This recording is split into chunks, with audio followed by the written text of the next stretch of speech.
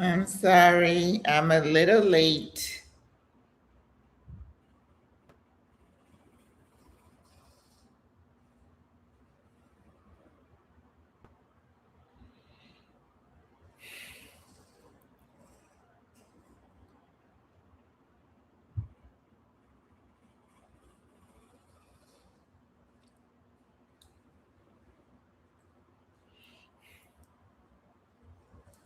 Hola, hola. Yeah, I'm a little bit late coming in. Sorry about that. Hi, everybody. Hola, Auntie. Let's see my Facebook. I keep thinking I'm going to be live on Instagram too, but I don't think I've paid attention to how to make that happen. Hola, everyone. Hey, Atana. Yeah, today's going to be, it's a heavy one today. Oh, I hate even having to talk about it, but I feel like it's important because as women, our sisters are being killed. What can we do about that? This is a sad state of affairs. So we're going to talk about, hi. Yes, ma'am. Because I'm saying, we are older and perhaps we're not at risk, but we do have family members, right? We have children, grandchildren. And I believe we need to have insight as to why and how these things happen and how can you keep yourself from becoming a victim, right?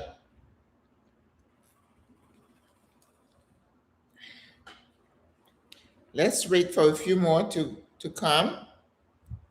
And I hope we have a nice group because this is important information.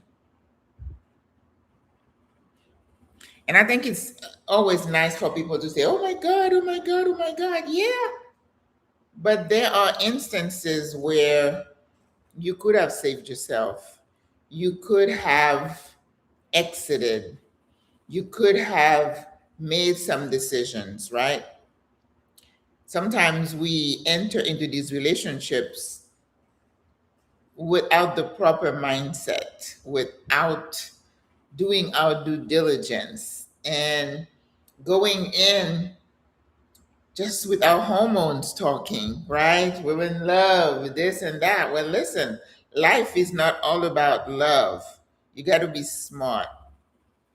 And a lot of cultures where parents help choose the partner for their children, and traditionally the children would rebel, I want to do my own, I want to do my own. But you know what? I was married when I was 22. Who is smart and seasoned at 22 and feel equipped to make such a big decision? I wasn't. I wasn't. And there were a lot of misconceptions about marriage when I was growing up. Culture, society, church, religion, all of it together. So we want to talk about all that today. All right, 18. I was hoping we had more than that. Hi, hola Maria. Maria. Greta, my friend, you back? Okay. Well, you ladies, make sure you get something to drink. This is sangria and another one of my cute little drink that I love here. Hola. I did a video maybe last week about um what did I call it? Was it femicide? Hola Geraldine, how are you? Watching on Facebook. Yes, today we are going to talk about why our sisters are getting killed. What are some of the factors? What are some of the reasons for those behaviors? Now, listen, society is sick as it is. But when you have more upheaval, political, social, financial, it kind of compounds the problem. And not everybody is equipped to handle stress. I saw someone make a comment about the recent one that happened in Virginia. We need to teach our boys to accept relationship breakups. Yeah, all that is important, but that's not the only thing, right? Okay, hi Lacey. All right, I've taken some notes. This live probably gonna go a little bit longer than usual because there's a lot to unpack. And it's hard sometimes to keep everything balanced and on track. I want to start by telling you about what femicide is and give you some numbers so you could see the breadth of the issue. And nothing really happens in silos. It's not like it's one case here, one case there. Once you start seeing a pattern, you're going to have to put two and two together. And you guys know I'm one of those, I like to have information, and you need to look at things objectively. Hola. Thank you, Geraldine. That's okay. You can always watch the replay. And because I'm doing these podcasts about wisdom living, you don't get to live to be 40, 50, 60, 70 and have not learned something. And if you were lucky enough that certain things didn't happen to you, you still have a responsibility to share what you've learned with others. You could save one, you save two, but at least it's a life saved, right? All right. The reason for this live today, you know, we have had like a rash of murder suicides. Violence against women is nothing new. Violence itself is not new. We know that. But the killing of women, especially with guns, we're seeing a pattern. So I'm going to give you some stats so you can understand the framework for why this, how, you mean, I want to say the breadth again, you know, how widespread, that's a good word, this issue is.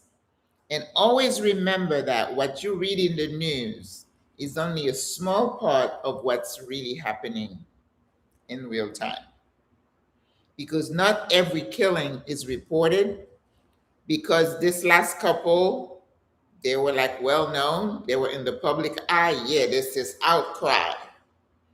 But what about the people who die, you know, in the interior, in those rural areas that you may never know, you may never hear about?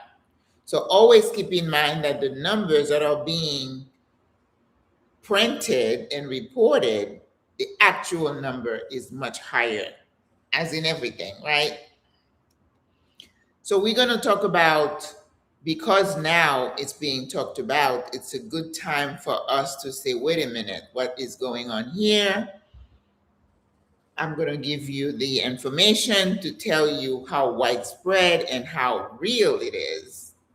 And then we're going to say, okay, what could these women have done to protect themselves? And what can women, girls in general, do to protect themselves if there is anything?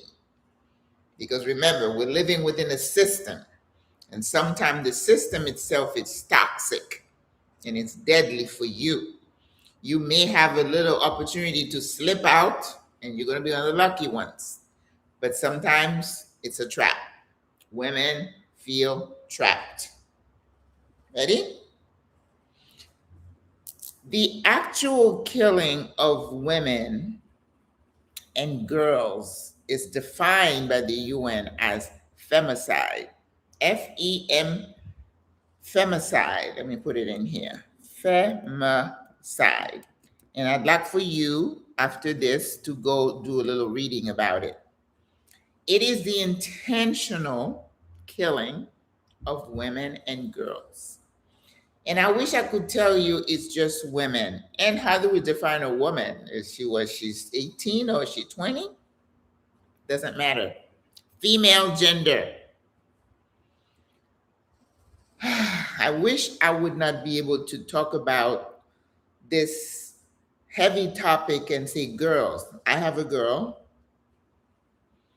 And in some cultures, being a girl is a risk anyway, because women and girl throughout history haven't been seen as valuable as males. You guys know that. It's called misogyny. It's like you look at a woman, you're like, well, all she's good for is having babies, say in the kitchen. And in 2026, there are some folks who still believe that. Okay?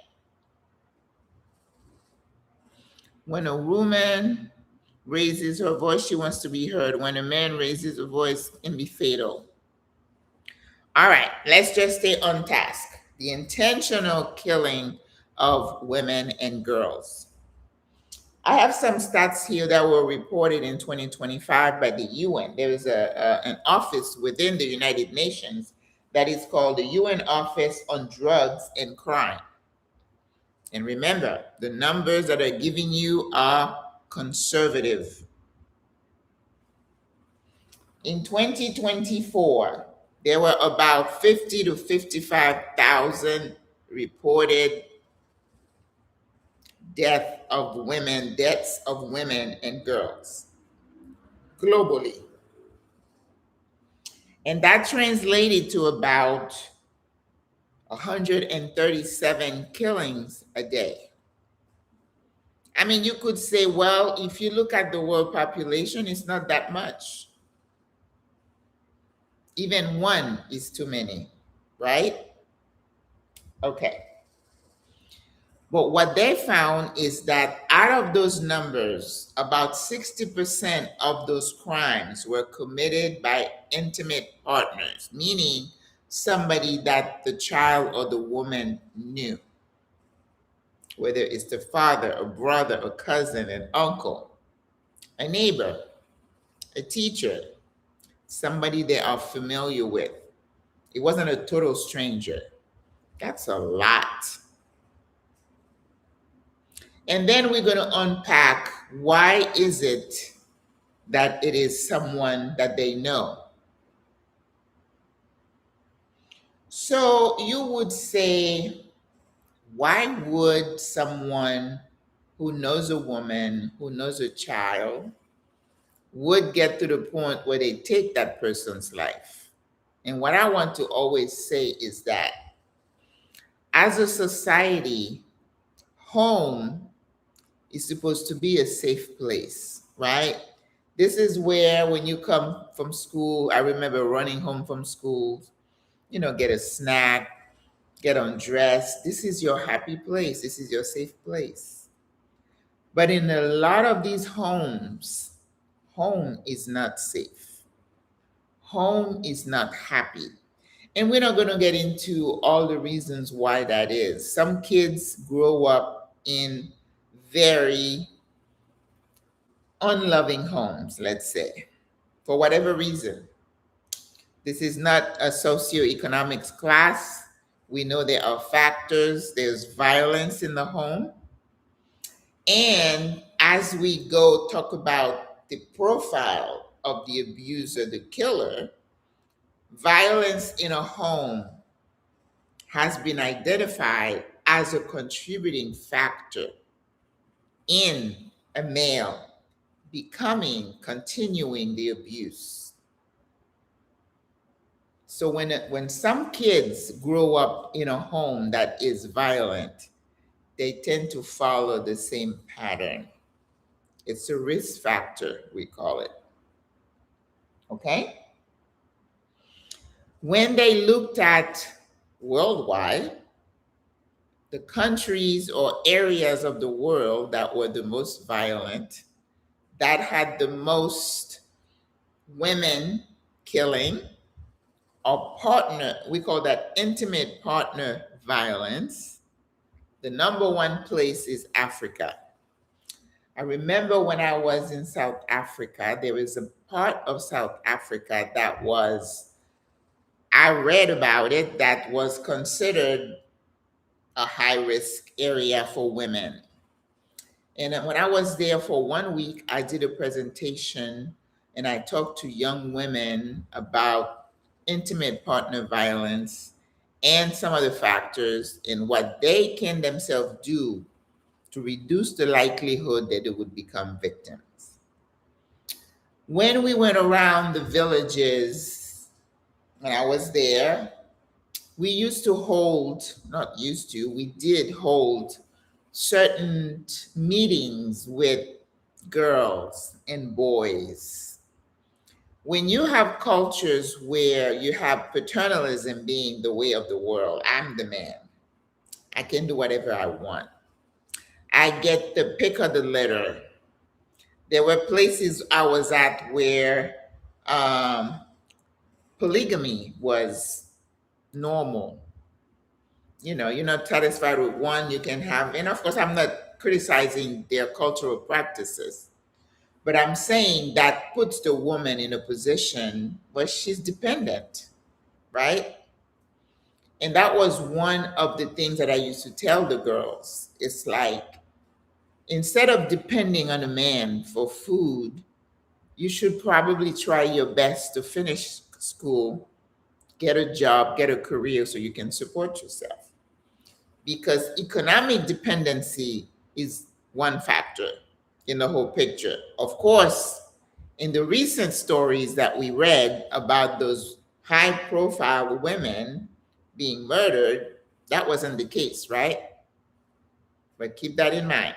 When you depend on a male for your food, for your daily survival, you are at risk. Dependency does not breed independence. It doesn't work that way. The second place that was recorded as having the highest number of femicides, hi Kathy, my friend, how are you, sweetheart?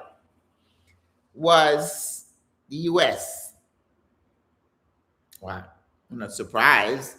We read and hear about that regularly. And I think the third place was Oceania. I don't know how to say it, but this is like New Zealand, Australia, and some of these islands. The least area of the world with a high number or the lowest number of femicides would be in Asia and Europe. I'm not going to even try to figure out why that is. I'm just reporting data, okay? Africa, the US. Now, when you think about it, Africa can have its own socioeconomic issues. Well, US has its own socioeconomic issues, even though it's considered the richest part of the world. Money does not make you ethical. That doesn't mean you make the best decisions, as we know.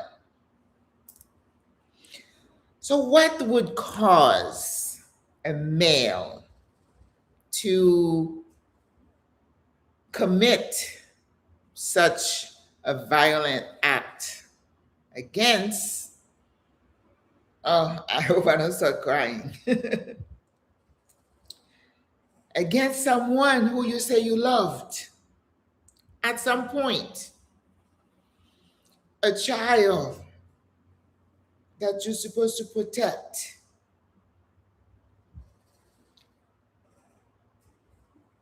a child who should be seen as vulnerable.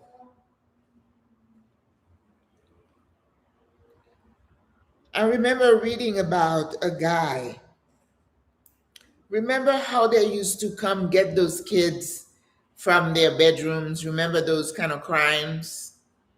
Those what do you call them, child molesters or whatever, and would snatch a child. And they're still doing snatching, even here where I am.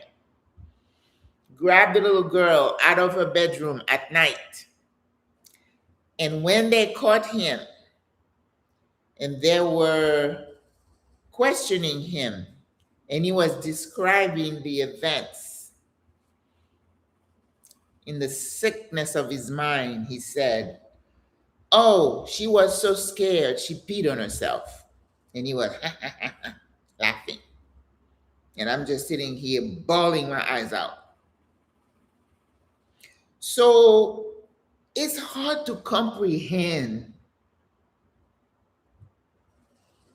the mindset of someone, because this is, you talk about abuse, this is femicide. That means there probably was some abuse leading up to the femicide, to the killing. Don't get it twisted. This is not about just domestic violence or intimate partner violence. This is the ultimate form of violence. So, the causes. Don't forget to give me a thumbs up on here, por favor. One factor is misogyny. Some people just hate women. You come from one of them.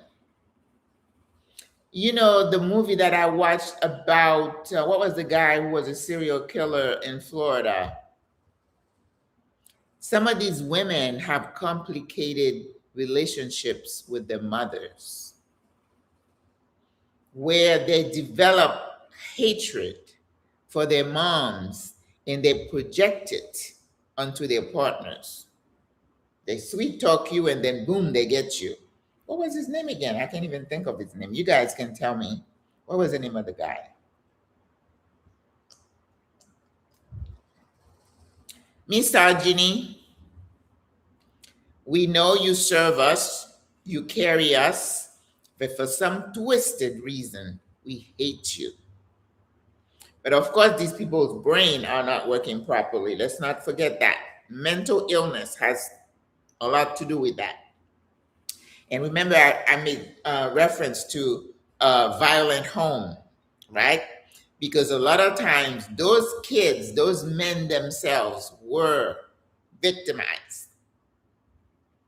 Keep that in mind, because there is a lot that is not talked about that might be revealed during therapy, but a lot of these people have been victims themselves. And they have not learned to manage that, to break the cycle. So the cycle continues.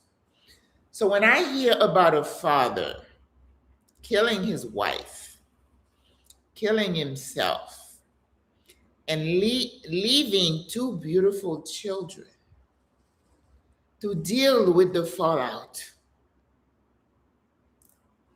in my view, that's my opinion, it is the ultimate act of selfishness. And of course, it is also selfish when they kill the children. And they've done that too. We'll take everybody out, right? So misogyny, remember that. They just hate women, period. Another one is inequality. Now, I believe that one, I use the term that the Bible used. Ted Bundy, yes, thank you, Lacey. That movie, watching this guy, just put the field guard in you. Get chills just looking at his eyes. And, oh, crazy. Because those were real footage when you were looking at it. Wasn't an actor playing him. This little thing here, it's dangerous. I call that being unequally yoked.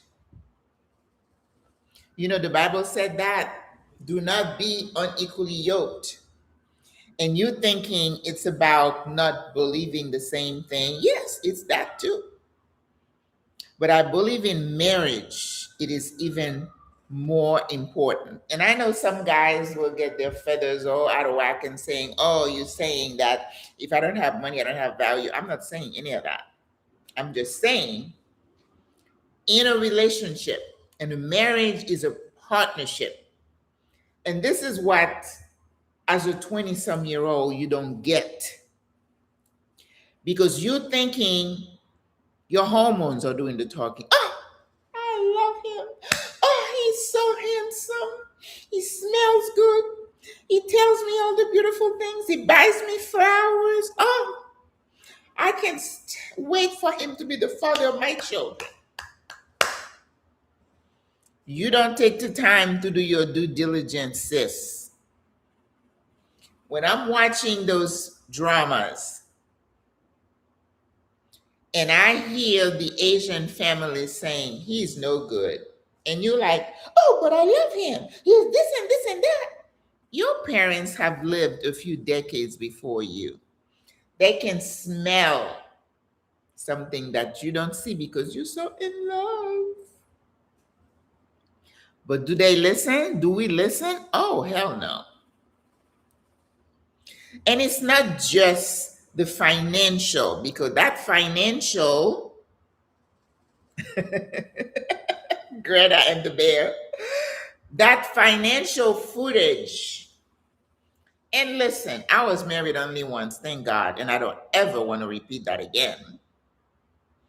When you marry someone that is so, I'm not saying unequal, this is not a good word, but you guys are not jiving, that creates tension in the relationship. It doesn't matter if it's marriage or not. And I know, these forward thinking women, oh, we want a stay at home dad and all that.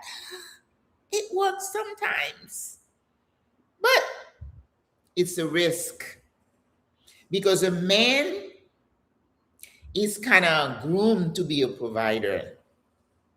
This is the person who is your protector. He needs to provide for you. He needs to keep you safe.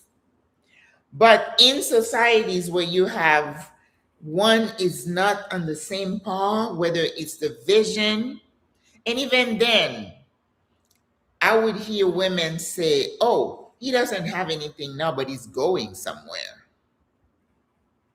Okay, I hope he gets there. You got to do that due diligence. And you don't have to settle. And the other thing, and I'm saying on this side of my life, I did not have that clarity when I was in my 20s. I did not. And a lot of us made the mistakes. We get hooked up with someone, we were like, oh my God, what was I thinking? Because you did not have the know-how to do your due diligence and look at this person to say, do I want this person to be the father of my children? Are we on the same par on how we raise kids? What does he believe in? What about discipline?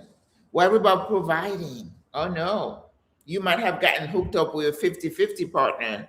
Oh no, I pay these bills, you pay that bill, you start a problem right there.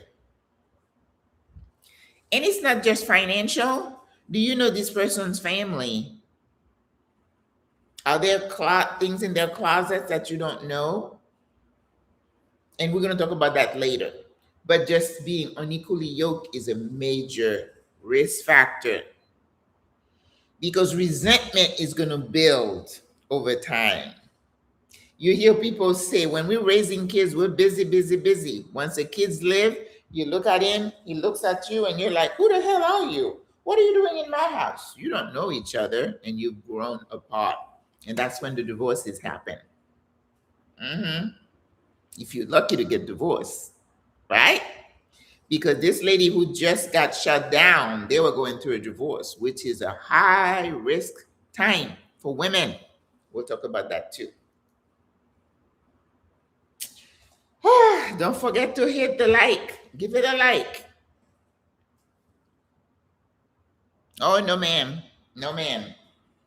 Inequality. Toxic Power dynamics.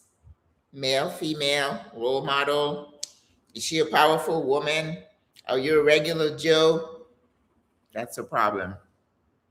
And even if they say, "Oh, my wife is powerful. I love her," deep down, mm, mm-hmm. Whew, ladies, we got to be smart. We got to be smart. That inequality, the power dynamics, no bueno. Cultural norms. When you are part of a culture where men are revered and women are looked down upon, power dynamic, inequality, problems. Mhm. Intimate partner violence. And in some cultures, it's no biggie to just slap a woman every so often. I was watching a movie in a culture, I will not mention where women are so disregarded, powerless, that even your son had power over you because you're a female. Can you believe you give birth to a child and then he gets to tell you what to do? Mm-hmm. Yep. Harmful practices, and in some cultures, slapping a woman, kicking a woman. What about the honor killings? Ooh, yes. Women do not have value in those cultures. So you got to toe the line, accept whatever comes your way. And then if you mess up, you spoke to the wrong person, you went, and you have aspirations of being something, you could be shut down. Okay? Relationship partners, not partners. Uh, Relationship, I would say issues, right? Just like I was saying, if there is cheating or after a while somebody asks for a divorce and the other party disagrees and is trying really hard to hang on, no bueno, sis. If he wants to leave and you begging, no, don't do it. And this one couple in North Carolina, I think about a month ago or so, where the husband shot her, shot himself, left the two boys, the kids. I read, I don't have intimate knowledge, that he wanted out of the relationship. But how many times do we hear that? She wanted to hang on for the kids. No bueno, sis. When somebody wants to leave a relationship, their heart is already gone. What are you hanging on for? This is why, if you have your own way of maintaining yourself, but when you depend on the man, and that is the pattern, maybe in that relationship, you were made to feel dependent. You were made to feel, oh, you're the queen of the house. You don't need to work. I'll take care of you. And then when they want to leave, you got nothing. No bueno. So you want to hang on because you don't want to starve. It is not a reason to stay in a relationship, sis. And take don't take the excuse that you want to stay for the kids, because a toxic home is not good for the children. You can try to hide it. You can try to sugarcoat it, but they know when you put all that makeup around your eyes that you've been hit. They can hear you. They can sense. Children are smart. And I know even in my relationship, when you feel so guilty that you're kind of repeating your parents' mistakes and you feel so I'm a failure. Let me just hang on for the kids. Don't do it. If you can go to therapy together and try to salvage your relationship, maybe, just maybe. But don't use the kids as a crutch to hang on to a relationship that is toxic. You're teaching those kids to put up with the same pattern and watch them make the same mistakes. And you're going to feel bad because you weren't strong enough to get out so you can heal yourself and help these children heal. To say, honey, this is not the way it's supposed to be. Let's try to figure it out. And you guys go to therapy with your kids. Sis, this is tough. This life is tough. Relationships are tough. And when they say 50% of marriages end up in divorce, and then I was reading the other day and somebody said, no, it's not 50%, it's less than that. Okay. It's 45, 48. It's still a high number. I believe it's because we don't get into those relationships with our eyes open, looking at what's important, and we left two is better than one. Sometimes, sis, not all the time. Not all the time. Like right now, I am good all by myself. I don't need two in this household. We're good. We're good. All right. Individual factors.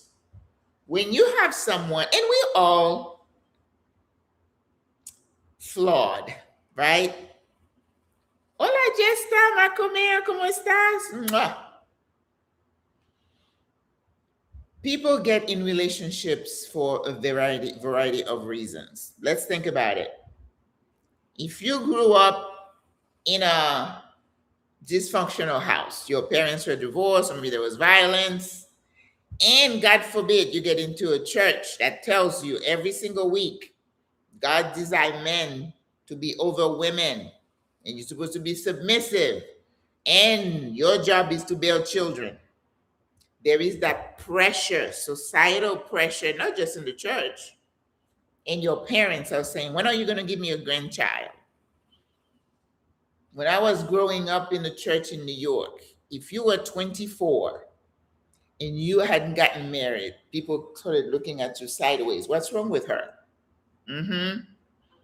You think that's pressure for you to just grab the first blowjo who just said, hey, you're pretty. And you're like, oh, you're going to be my husband.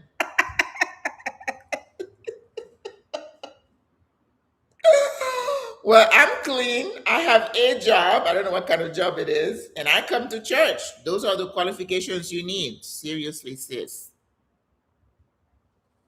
And like I said, I was 22. What the heck did I know at 22 to know what marriage was about, first of all, and how to pick the right partner?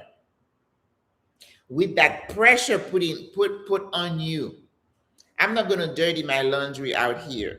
But I had other reasons for me to get into the marriage when I did. And they were not good reasons. But in my mind, I was so convinced I was making the right decision. I didn't have anybody to say, well, sit down, let's talk about it. What are you looking for? People get into relationship because they're afraid of being called an old maid. Like, you know, that clock people talk about, oh, I need to have a baby. I need to have a baby. Well, I know someone who said, well, I don't really want to marry one, but I'll take their sperm and have a baby.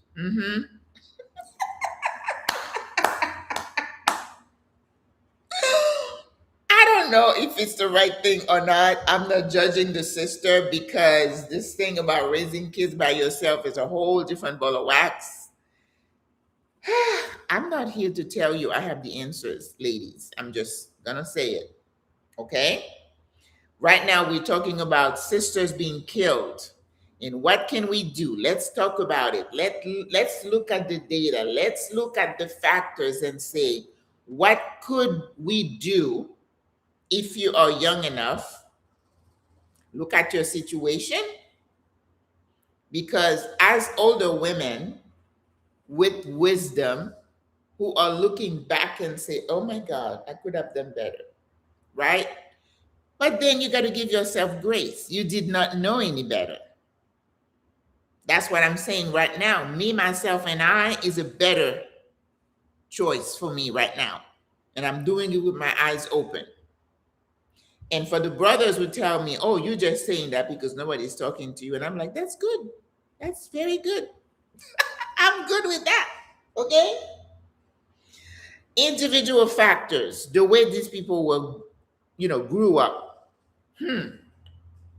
I look back, I didn't look at that. I did not.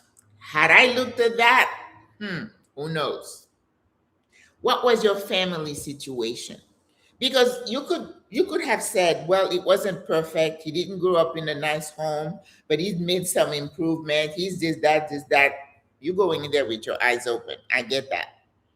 But the fact that you did not look back or look deep enough into the relationship, you did not give yourself time to see the interaction of this person with family members, with his mother, with his sisters, with the server at the restaurant. How does he treat women? His temper. We're going to talk about that later. Make sure you look at those personal characteristics, family relationships, interpersonal relationships. And then, is this person an alcoholic? And sometimes they say, oh, I'm not an alcoholic. I just like a few drinks with the boys every so often. Tell yourself that it's okay. How does he act after he's had a few drinks? Does he lose his temper? He's cool? Does he beat up people? Oh, no, but I was under the influence. I'm good now. I'm not an alcoholic. I can stop whenever. Sis.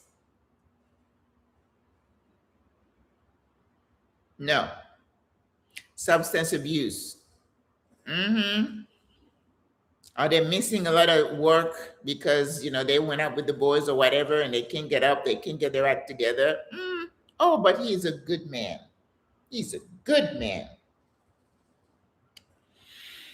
Okay. All right. Exposure to violence as a child. That is a ding, ding, ding, ding. Those patterns tend to repeat themselves, and they do something to a young child's brain. Just like you hear about babies needing to bond with their mothers, and that kind of helps them grow, develop, a young child exposed to violence at home, it does something to them. Don't you even try to say, oh, but I don't want to hear it.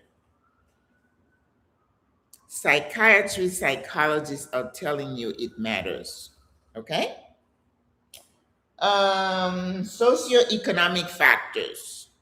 I mean, somebody would say, well, I have a high job. I can take care of himself. He doesn't have take care of him. He doesn't have to go to work.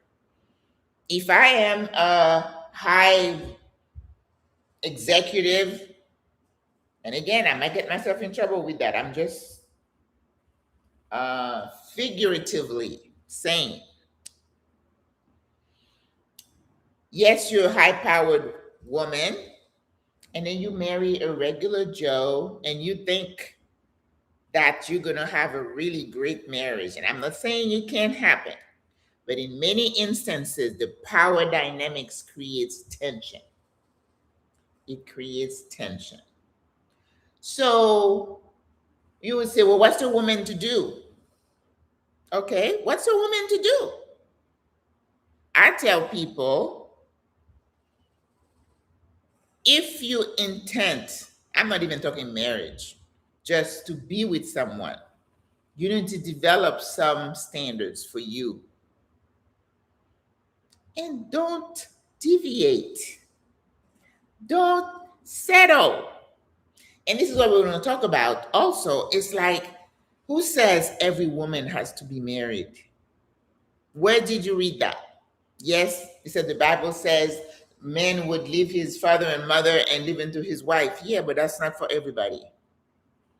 And I firmly believe that some people, not just women, would do better by themselves.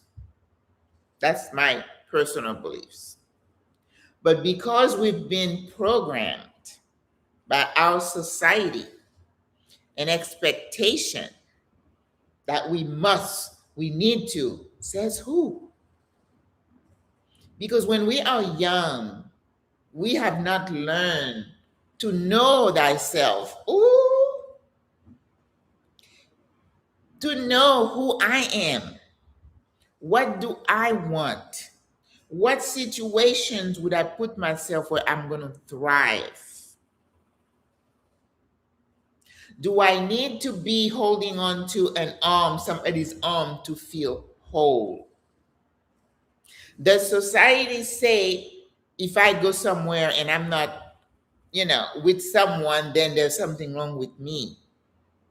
Are you embracing all that, taking it on? And that's why you're not thinking clearly when you make those decisions and open yourself to these relationships where you should not have because you're unequally yoked. They don't check off the things that are important to you. Just like when you come into another country, I tell you, make sure your must-haves, you have them down. Don't settle. Can you imagine your personal relationship, opening yourself, your body, yourself to another human being, and you don't take the time to do that? I did not. I wasn't prepared. I did not know I wasn't prepared. No one sat me down to tell me. I did not have a home where it was modeled for me. There are some people who say, oh, my mom and dad were married for 55 years and I want the same. But what was the quality of those 55? I just watched a little drama where this lady was married to her husband for 50 years. And then she woke up one day and said, I have served this man for 50 years, and it was 50 years of abuse. Verbal put down, making her feel inadequate, that all you're good for is cooking, cleaning, and blah, blah, blah. Of course, they make you, leave your job, so you're dependent. And he was losing his mind thinking, how dare you, blah, blah, blah, blah, blah, blah. But it's better to wake up late, better than never, right? All right. You have other factors that would put women at risk of being killed, human trafficking being one, right? So we talked about culture, misogyny, inequality, financial pressures, and dependency, relationship issues, individual factors like alcohol abuse, drug abuse, temperament, exposure to violence as a child, socioeconomic factors. Because when somebody is stressed, they don't have enough money to put food on the table or whatever, it ups the risk of abuse and femicide. All right. So now that I've painted that beautiful picture for you, if you're watching me and you haven't subscribed to the channel, you better. I'm going to be upset with you. But anyway, let's go back. Now we know the magnitude of the problem. 137 women more plus being killed every day. 60% of those killings committed by husbands, neighbors, uncles, pastors. Pastors kill their wives too. So don't think that religion shields you from violence. And don't think that the fact that you're older, you're going to be shielded from violence. A violent abuser doesn't change as he ages. And some women who've been married for so long because they have no skills, they've been told, and they are in a dependent relationship, and they're like, well, I've been with him for 35 years. What do I know? That's all I've known. I can't get out. Mhm. Feeling trapped. You're feeling trapped. Okay. So the reason we're talking about this today is because of the recent rash of murder suicide or murders of Black women. And listen to this. 3 out of 4 of the women who were killed had been stalked by their partners. If you're being stalked, that means you had left. You were living separately, right? How many times you read in the news, they go to your job and they shoot you down, right? They trail you. And usually it's because maybe you made a decision. How dare you leave? And you told them you were leaving. Why do you tell them? Move in silence. Get your stuff together and move in silence. You have a court order. That's what happened to the guy in Virginia. He had a court order for him to vacate the home. Why are you living with someone that you're trying to kick out? Something is going to snap up here. Okay? Black femicide. Okay. The reason I'm talking about this today is because a lot of the women who we're talking about today were Black women. Black women have had it rough throughout the ages. Not only are we seen as less, we are seen as being most resilient. We work hard. The way the system was, they separated men from women, so we had to hold it down. So women have an innate power to hold it together, the home, the family, the kids. And then they have the nerve to tell you that the reason you have so many people, so many of our kids in jail is because they are in single-headed homes. What they're not telling you is that by design, they took the men out of the home. So you didn't have a choice but to hold it together. But you're still a human being. We can't handle all that pressure. A mom working 2 jobs, it's very hard for you to say, okay, the kids are not latchkey kids. I'm doing homework. It's hard. It's hard. All right?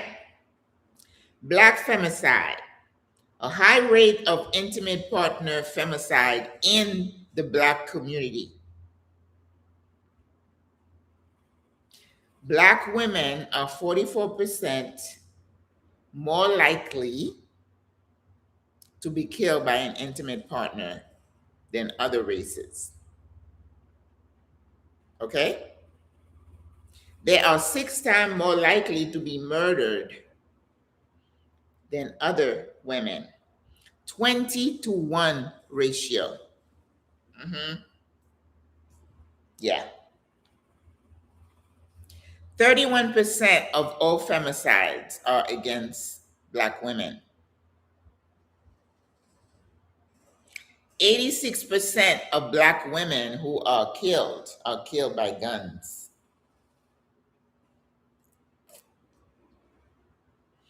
And you can have a debate about gun ownership or whatever. This is not what we're talking about.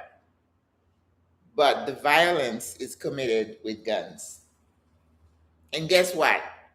When you're studying domestic violence, they tell you if you are in a violent home, you have a partner who tends to kind of, blow out, and when you get pregnant, you are more likely to get hit.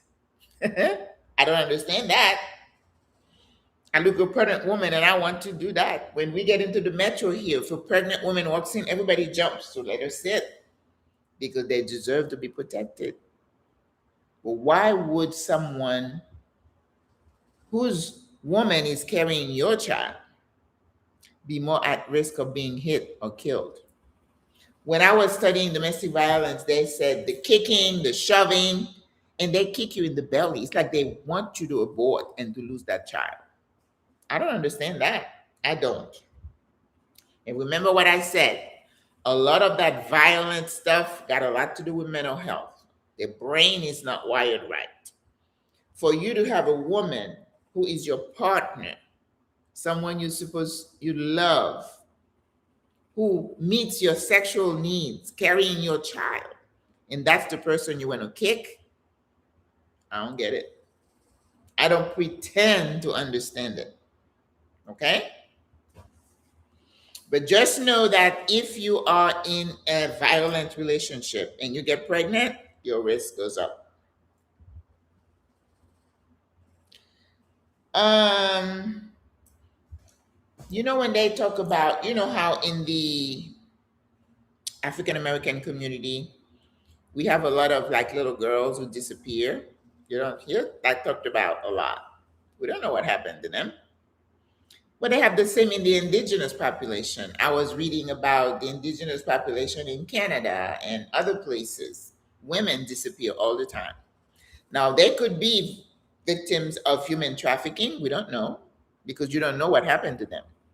I remember when I used to go to the Walmart, when you go in and as you enter, they had a whole wall of missing and exploited children or whatever.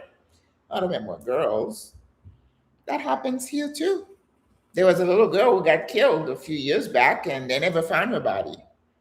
They were able to convict the abuser who they thought did it, but they never found her body. And some of those cases go unresolved, unsolved mysteries. Okay. So let's talk about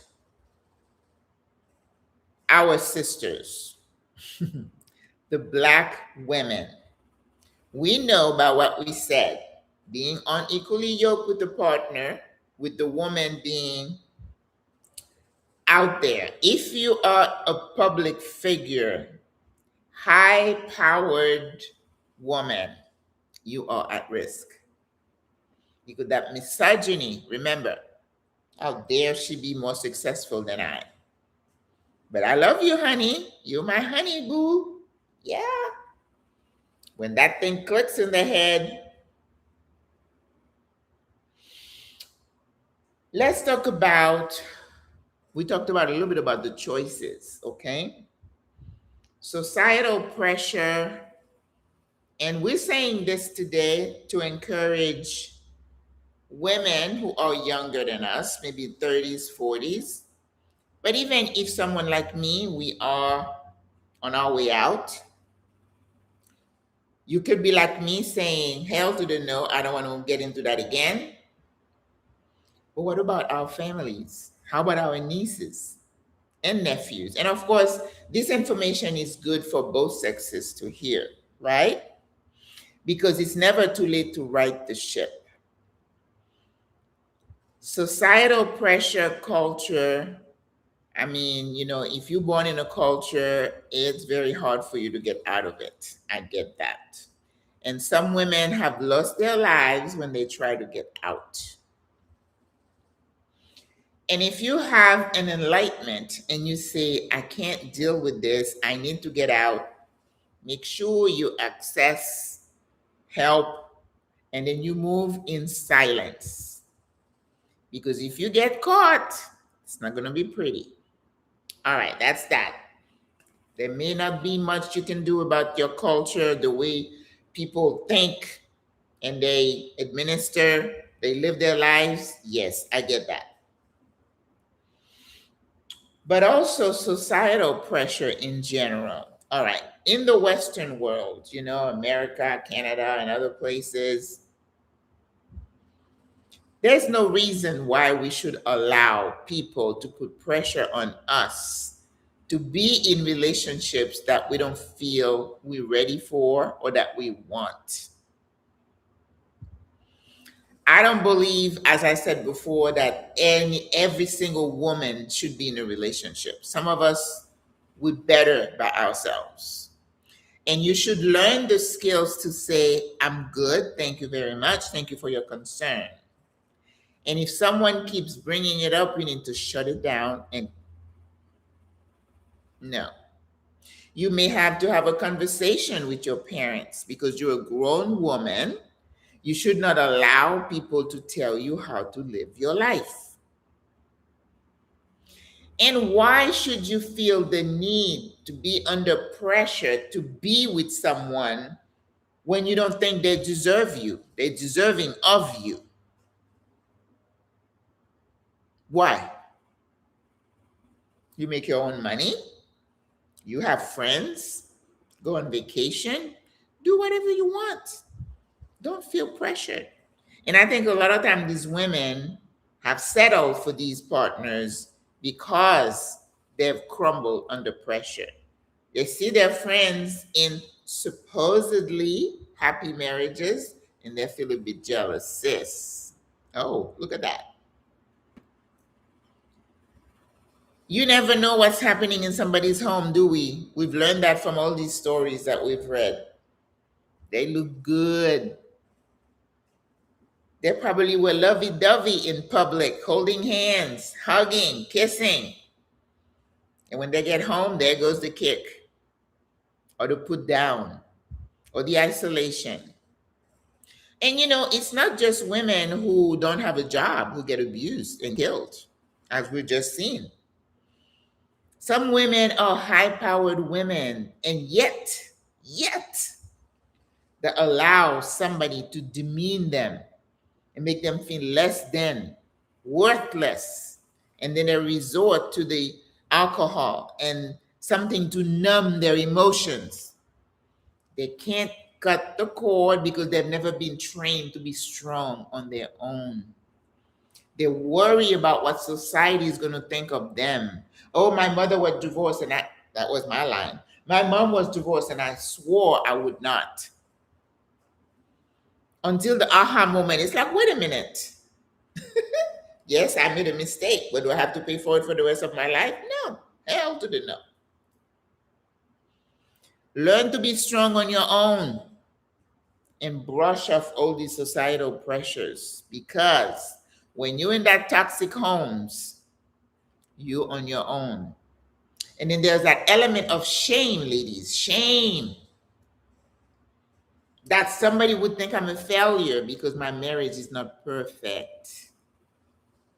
I don't know that any marriage is perfect, but mutual respect, being on equal footage financially, being able to think along the same line, having same values, be able to hold a conversation, to disagree in love, being individual, but being able to come together. Some women are in relationship because they need to be with a man. And that's what Greta was saying. I talked to a sister. I said, well, you know, this girl told me, she said, oh, but Miss Maggie, when it gets cold, don't you want somebody to wrap yourself around? And this girl said, well, I'll get me a long pillow.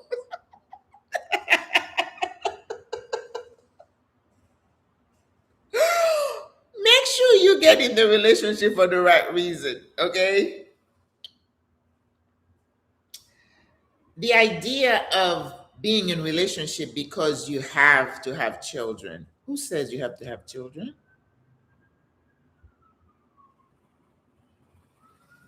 And I know I might get some flack for that, but not everybody should have children.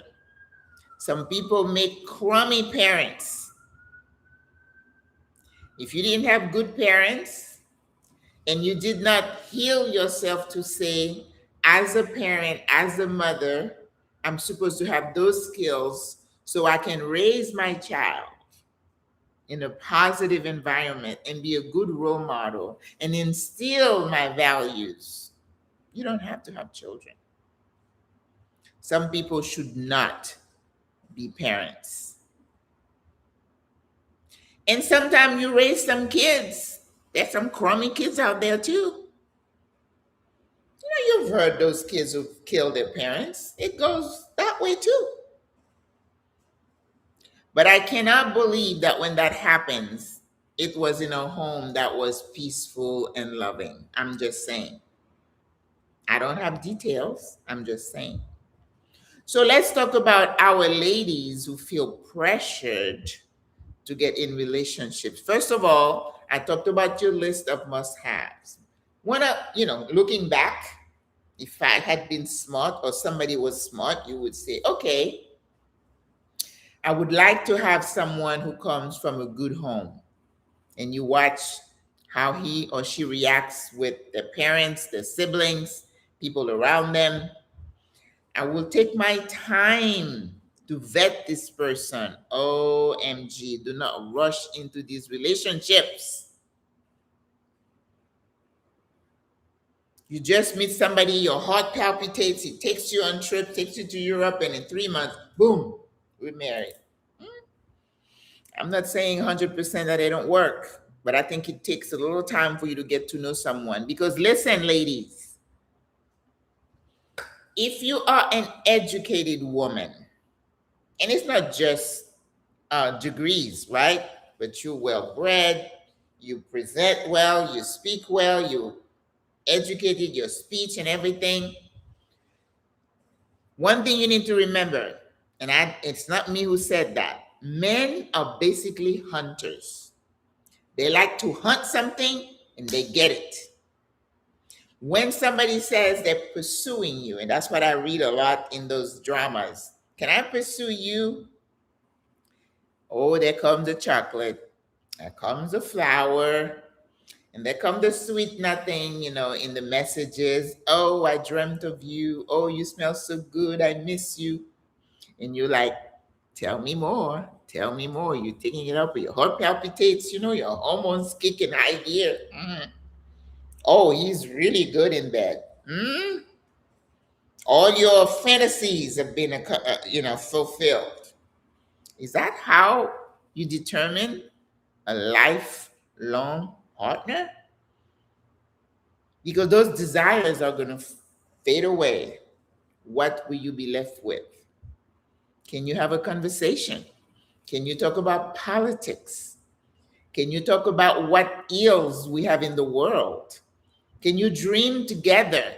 Can you develop some goals together of how you're going to make this world a better place, as toxic as it is? You have to have something to hold you together, not just the sex. Because people change over time. When you start changing, is there going to be anything to hold you back, to hold you together? That's why once the kids leave the house, it's like, who is this person? You strangers, because you've never put time into developing along each other in the relationship.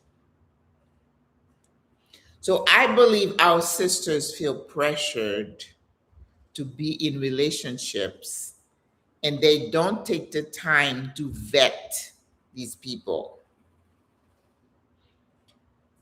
And let me tell you, sis, if you ask me, I'm divorced, you ask other women, all right, sis, we're sitting around chatting.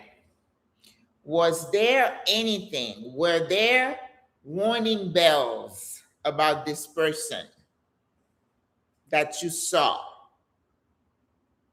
And I can tell you almost 100% they would say, oh yeah, there were signs, but I was blind to them, or I chose to ignore them because, oh, well, he kicked the dog for no reason. Oh, well, the dog was in the way.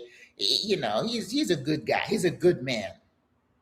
Who inflicts pain on a helpless animal? Ding, ding, ding. Warning. Warning. Would you want that man in your house if he's kicking the dog for no reason?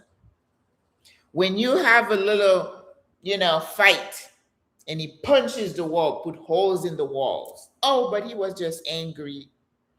And then afterwards, he said he was so sorry. He brought me flowers. We had the best sex. He took me out to dinner. It was a one time. Keep lying to yourself. Keep lying to yourself. Warning bells. And even though you have married this person or you're in a relationship, doesn't mean you have to stay. If you start seeing those warning bells, oh my God, we're trying to save you, sis. If you see these things, run, because it doesn't get any easier. It gets worse. You can talk to people who've been in relationship. It started with a shove, then it moved to a slap, then it went to the kick, and then it got to well, you disfigured, you in the hospital, and you're lying about how, I fell off the stairs.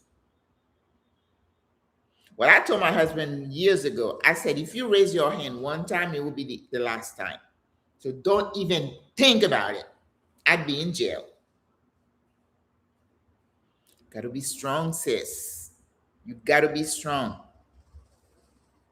So what is this worth? Dying or living 40, 50 years in a toxic, abusive relationship until they kill you one day? All right? So when you see those signs, sis, run. Get your money together. Get some help. They have hotlines. They have halfway houses. They have places where they can hide you. Because some of these guys, if you don't hide really well, they end up finding you.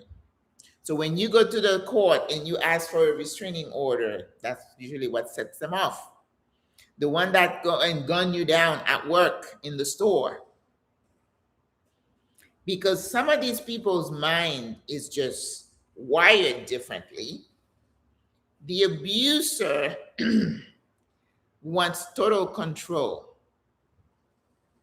And when you say you're leaving, how dare you? Who told you you could leave? If I can't have you, nobody can.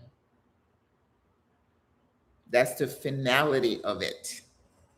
And your beautiful children, a lot of time, also become victims. So when you see the first sign of uncontrolled anger, shoving, pushing, get out. Get out. And I'm not saying it's easy, and I'm not saying it's even possible. That's why you need to study the behaviors and quit making excuses for these people. And I know a lot of us are raised in homes where we had no power. That's where you take yourself to some therapy and commit to learning to be, to be strong, because you might end up dead. How many, the other day I was reading about, how many pregnant women go missing? And they always find that it's a boyfriend, a stepfather, or somebody. Girls have disappeared, and decades later, they'll find their bones somewhere. They'll bury you somewhere they can find you. Is it worth it? Is it worth being talked about? Oh my God, they make such a beautiful couple. And there are some beautiful couples out there, but there are some toxic ones. The man who controls everything, your finances, where you go. You dating someone and they want to know exactly where you are at all times. Ding, ding, ding. You don't give anybody that kind of power over you. Your time is your own. You're your own person. No one should have the right to control your time. Who you with, when, how much time you spend with so-and-so. Jealousy that is unwarranted. Ding, ding, ding. And I think a lot of times women fall prey to the post-violence honeymoon. Oh, honey, I'm so sorry. I lost my cool. I just, I'm under a lot of stress at work. Hello, I'm under a little stress too.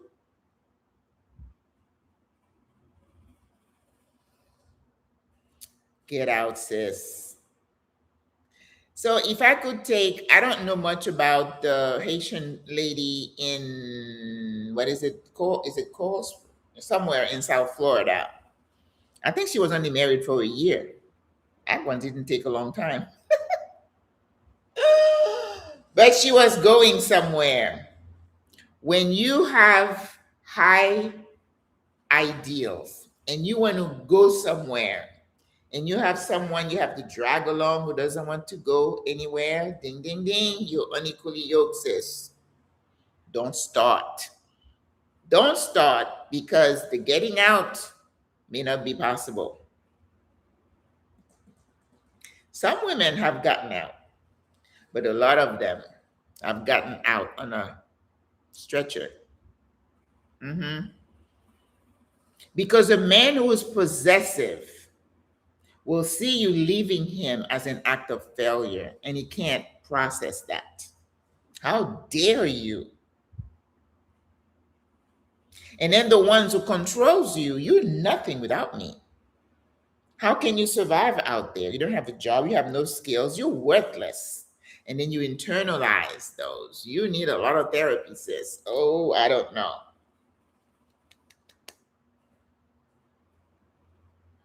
This one out of Virginia, the last one, they look really good. She was a dentist, very professional, going up, open her own practice, successful. And they probably look good to people. A lieutenant governor, I mean, you were almost a governor. Do not look at people and envy them. You don't know what kind of hell they're going through. Okay? Do not envy anyone. Know your own little life and thank God for your simple life. If you have a good man who respects you, who's a good provider, celebrate and thank the Lord every day because not everybody's like that. But never assume that, oh my God, I'm like the perfect couple. Two beautiful children, private school. According to everybody, they were going somewhere. But there was a sexual abuse, sexual whatever, impropriety thing going on. And then you mix that with alcohol? No bueno. Ding, ding, ding. Get out. But if you say, well, this is my house, we paid for it, is your life worth that? People get caught up with the financial thing. He's going to take me out for everything I have. Let him have it. Isn't your life worth more than that? You have hands, you can work. You can put food on the table. You can take care of your kids. Don't get caught up in the financial accoutrement. Do not. It's better to lose it all and save your life. And you know, I remember there was a story in Florida, you know, when the pastor started cheating, having baby out of wedlock, was using cocaine and other things. And the church leadership, of course, were protecting the pastor. He's a male. Let's pray for him to be regenerated. And then you put up with all of it. Get out. Get out. I mean, if you're going to be regenerated and praying to the Lord, you could do it over there.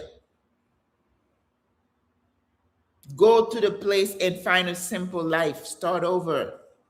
Do not get caught up in the financial thing, the image that you projected outside to the world. Who cares? They don't care now that you're dead, do they? You cannot ignore the signal, sis. This is the part I'm telling you that you might save your life, and you can speak these things into your nieces, your daughters, and your... Leave these men alone. Some of them, they're no good. I said some, don't come at me. Not every man is like that. Some, but some are rotten to the core. And you, because you feel some kind of itch, you latch on. The other thing I'm going to say is that these men, remember I said they're hunters. They're going to hunt you. They know what you're looking for. You know, you're a Delta, you're educated, you have your own money, you have your house. You can take care of yourself.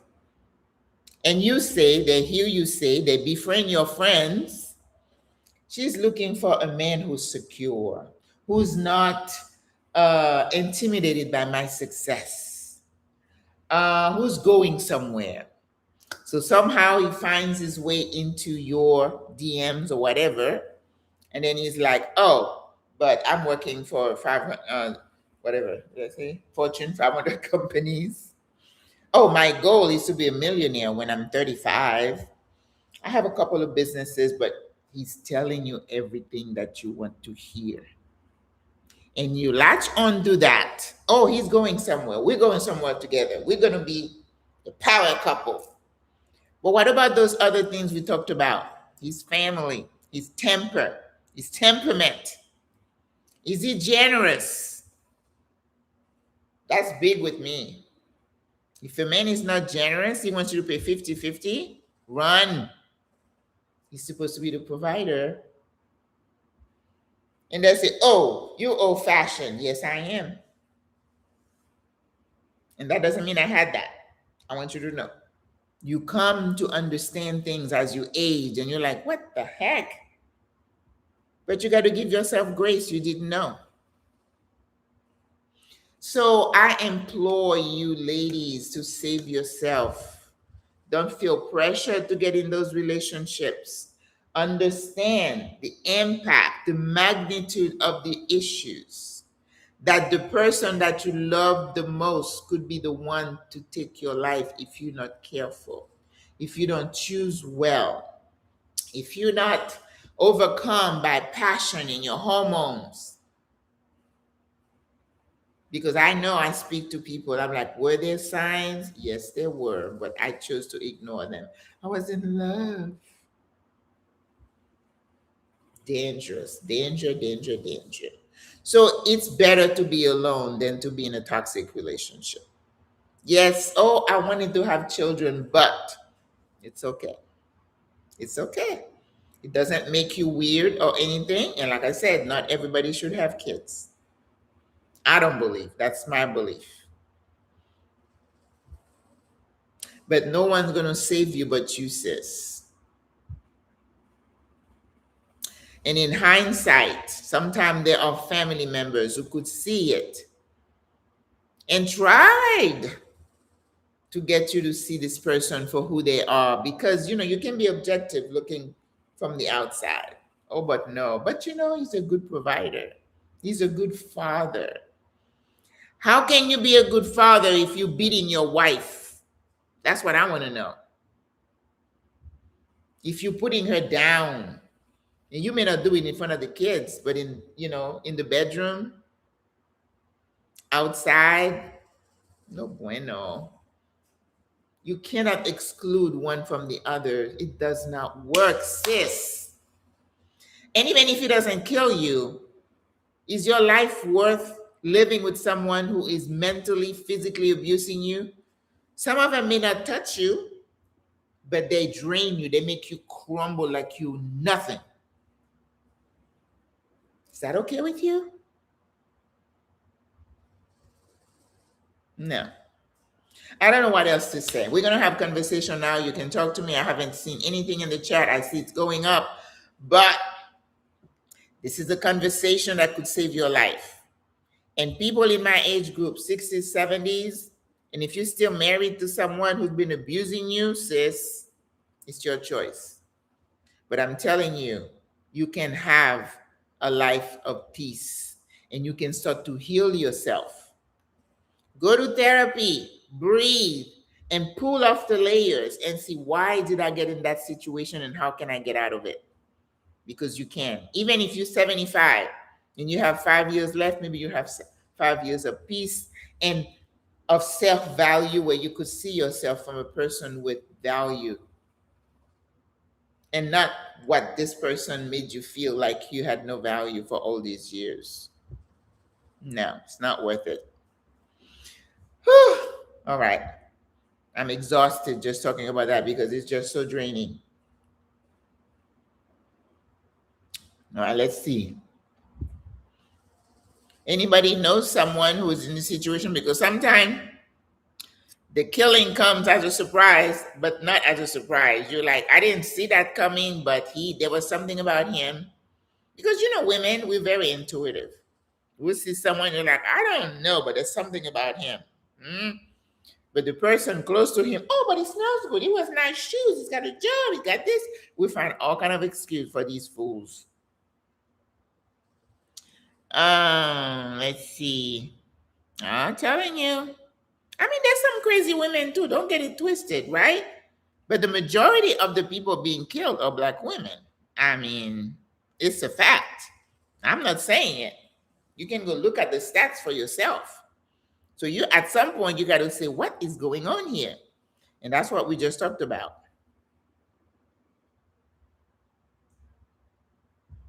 Yep. They get jealous. My best friend, she said, Maria said, my best friend's older sister was a stylist and had her own business. She was expanding it. Ding, ding, ding. And her husband shot her one night when she went to sleep. That's wickedness. That's wicked. That's wicked. Mm-mm. When a woman raises her voice, she wants to be heard. When a man raises his voice, can be fatal. Oh, they can be punching, be a punching bag. As nurses, we were required to call the authorities if we saw signs of abuse. That was a way for that was in Florida, but I know there are other states like that, to be like an intervention for women who are being abused. And when you are taking care in the emergency room of a woman with unexplained injuries, burn marks or bruises and stuff, and you're trying to talk to her, and the man is right there answering all the questions, ding, ding, ding. Control. He doesn't want her to say anything to anybody. Okay? Yeah, misogyny is a big issue. And now, religion gets in the way. What's happening now with white nationalists or whatever, it's like the men is this and the women. And I think some people say they don't think we should be voting. Talk about going back. Yeah. Lord have mercy. I agree. It's hard to deal with the shame. There is a lot of shame involved when you're being abused. And that's where I talk about courage. Courage is something that is taught to children. When somebody said in the comment, we need to teach our boys to accept not defeat. When you say to a male sometimes, I'm leaving, and a lot of times the crime occurs because they cannot fathom, they see it as a failure on their part that this woman is threatening him and wants to leave. How dare she? Or whatever. So raising kids to understand that you can't win at all the time. And that starts like in sports, in failing a class or whatever. It's like, honey, this is part of life. We don't win all the time. Yes, you can be sad for a moment, but that is part of the growth to say, after the failure, what do you do? And you model it for your kids. Let's say you lose a job or you lose something, and you say, okay, we did that, but let's move forward. So getting a child or a teenager to understand that about life is going to translate into relationship. That if somebody says, you know what, it's not working out, let's split up. That you don't just say, how dare you? No, this is not going to go. I'm rather eliminate you than let you go. This is crazy. This is cray. Okay? It started, I left when I started to be afraid of him. Good for you. I didn't tell anyone about it for a long time. I'm trying to be more open about it now. Yes, there is a lot of shame involved, especially if you in the church, right? Where you taught to be obedient to your husband. Your job is to meet all his sexual needs whenever he wants, whether you're tired or not. And your job is to maintain the home. You feel like you have no recourse. You don't have a voice. Who are you going to tell? Who are you going to tell? That's a trap. That's a trap. but you can get out. And you left when you did, good for you, sis, because it wasn't going to be better later. It gets worse. Seeing a woman grow and growing beyond the man, oh, that's a big risk. Ding, ding, ding. A lot of them don't want to grow. They're happy with the job they had for 20, 30 years doing the same thing. And you're like, I'm going back to school, I'm going this and that. Ding, ding, ding. You're putting yourself at risk. If you surpass that man, I don't care what he says, there is a seed of jealousy. And sometimes it could escalate. Okay? There are always signs, yes, ma'am. And as I said, you prefer to ignore them because you've convinced yourself you look good to the outside world and you dying inside. I don't know. To me, that's a cage. You'll be safe with the teddy bear. You should marry potential. I'm not sure I understand that. Adam says, I used to believe it was only white families would kill themselves and their families. Nope. I see that black men can see black women as part of the problem. That's the misogyny part, isn't it? How dare you? Who do you think you are? You can surpass me. You can be better at this than I. That's an insecure man. And you're not gonna change him. You're not gonna change him. And that's the thing. I think a lot of times women feel like, oh, but if I love him, he's gonna change, gonna turn into this person. Who told you that, sis? Who told you that? You cannot change someone. You cannot.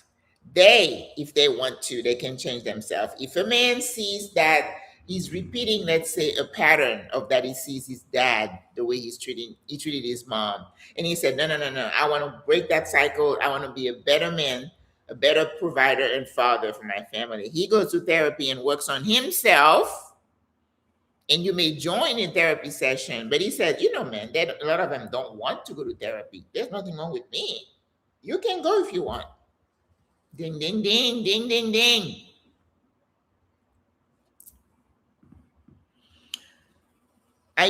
Okay. Maria said, we also have raised our boys to feel it's okay to cry and express anger and do not allow the boys to feel that the girls are favored more and vice versa. But I'm watching some dramas. I watch a lot of Asian drama now.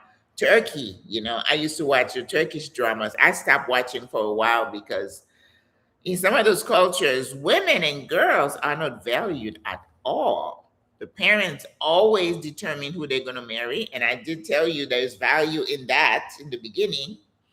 But having girls, and I think some places like in India and some Asia, they just don't value girls, right? So the girls comes to the world already at a disadvantage. Okay, so it's not good. You can't do that. And I don't know any societies that favor girls over boys, but I guess in a family, parents can show preferences. You shouldn't do that, right? You should treat your kids the same. But you have got to train them in their roles and how to treat people. They need to treat you as a parent need to treat your partner in front of the kids so they can learn how to treat their future partners. Kids learn at home, first of all. So don't get it twisted. And don't think if you raise some children in a dysfunctional home and they're going to come out this perfect human being. It's not going to work. It doesn't work like that. It's blasphemous how older women like yourself are pushing singleness to our women. I'm not pushing singleness. I said this is my choice. Christery, right? We're not pushing singleness. We're saying I wasn't single for a long time. I'm choosing singleness right now. Not pushing it on anybody. You can do whatever you want. I believe she was a pastor. Who was a pastor? Were you toxic by any chance? Oh, Cherry, you know what? You need to go.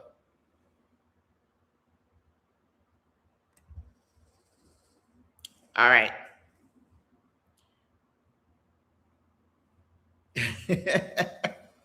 I got him out. I don't know who that was, but there's always going to be one in here.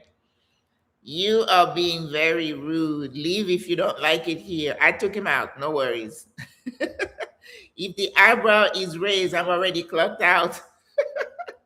Yes. So grateful for a divorce. Listen, and I'm a Christian, but I don't believe I'm going to stay in a marriage and get killed in the name of religion. I will not do it. I will not do it. I was talking to to a lady. I don't think she's a sister. And I said, when you have a pastor who starts quoting Bible verses to you, knowing your situation, you're in a home, in a relationship where the man's an abuser or whatever, and you are told to stay, to tolerate. I'm sorry. I said, the God I serve does not want me to sit here and be miserable with somebody who's unwilling to change. No bueno. No, not doing it. Not doing it. Okay? Good advice, Maggie. Donna Jeffrey says, ladies, why would you want to be with a man who doesn't want to be with you? Right. If he wants to leave, let him go. Isn't T.D. Jakes who said that? If he wants to go, let him go. And that's why I tell people, even in any relationship, if somebody says or acts like they want to leave, help them leave. Let them go because their heart's already gone. All right? Relationships are hard enough when you both truly want to be together. No games. Yes. Auntie, at least teddy bear won't kill me. I do like being alone, Greta. There's nothing more beautiful than that. I'm going to watch a replay. I got a call. All right, Greta, have a wonderful weekend. I've been divorced for over 20 years, Donna says. I had a man 14 years ago whom I was dating. He proposed twice. So very grateful. I said no and moved on. Yeah. I mean, if it works, it works. If it doesn't, it's okay. And I think this is what I'm trying to say. You don't have to do anything. You don't have to be in a relationship. Make sure it's the right relationship for you. The topic is femicide, not divorce or selfishness. Hola, my dear viewers. Lynette, hola. Children love seeing their parents happy. They'll also be happier and healthier growing up in a peaceful home. If that means parents being divorced, that's what needs to be. And listen, divorce is never a good thing, right? It's always hard on the kids and the parents. And I firmly believe that growing up in a home that is positive, not perfect, children are going to watch how you handle disagreement, when you are mad at each other, how you come back and keep the relationship going. That's how they learn to deal with conflict. A peaceful home doesn't mean you never disagree. No. But it should never get to the point where it's raised voices and punch wall, and it should not be like that. Because when it starts to be like that, it's the danger zone. That's when you need to get out. Hello, Maggie. Good to see you again. Thank you. Amy, hola. How you doing? I'm doing great. Thank you. I did not take the time to really know myself. That part. Because as I said, when you're 20, 22, do you really know yourself? Do you know what you want out of life? Do you know what you want in a partner? If you want a partner? Do you know if you're suited for a relationship? Can you be a giver in a relationship? Because it's a two-way street, right? Take the time to do that. We rush into these relationships, and that's how we get burned. No one took the time. That part. No one took the time to talk to me and give me good advice. Not even the pastor. Because their idea of marriage is antiquated. It's just flawed. I remember watching a pastor. Well, was he a pastor? He was a psychologist. He had a big radio program, and he was an expert in family, whatever, children. And I was raising my kids at the time, and I loved to listen to all he wrote books and stuff. And I'm not going to say his name. And I used to be a monthly subscriber provider with whatever little money I was sending in. And one day they were talking about a certain president who had a sexual misconduct, whatever. And that pastor, man, whatever his name was, he went on his radio program, and my God, he dug that man. He was, like he was the worst of the worst. And I know myself that some of these pastors themselves have their, things in their closets that nobody knows about. So I was like, well, that's kind of unchristian to, yes, he's a sinner. No one is saying he didn't sin, but do you have to make him sound like he's the lowest of the low, that he has no value? We are all sinners, right? But fast forward a few months, one of his buddies, that good old boys club, was a pastor of a mega church, was caught. I think they caught him with male prostitutes or something.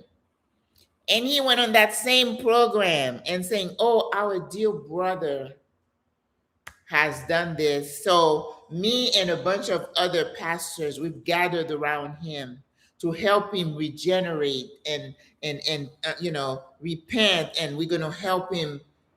And I sat back, and that was before I had my aha moments. I got my aha moments in my 50s. I'm a late bloomer.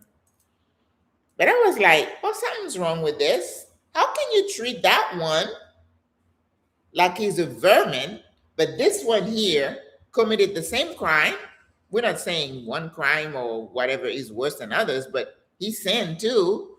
But all of a sudden, he deserves compassion, but this one didn't. Oh, I was so pissed. I wrote him a letter. I'm like, you're a hypocrite. And I said, for you, this is not what Jesus said. Jesus extends grace to everybody.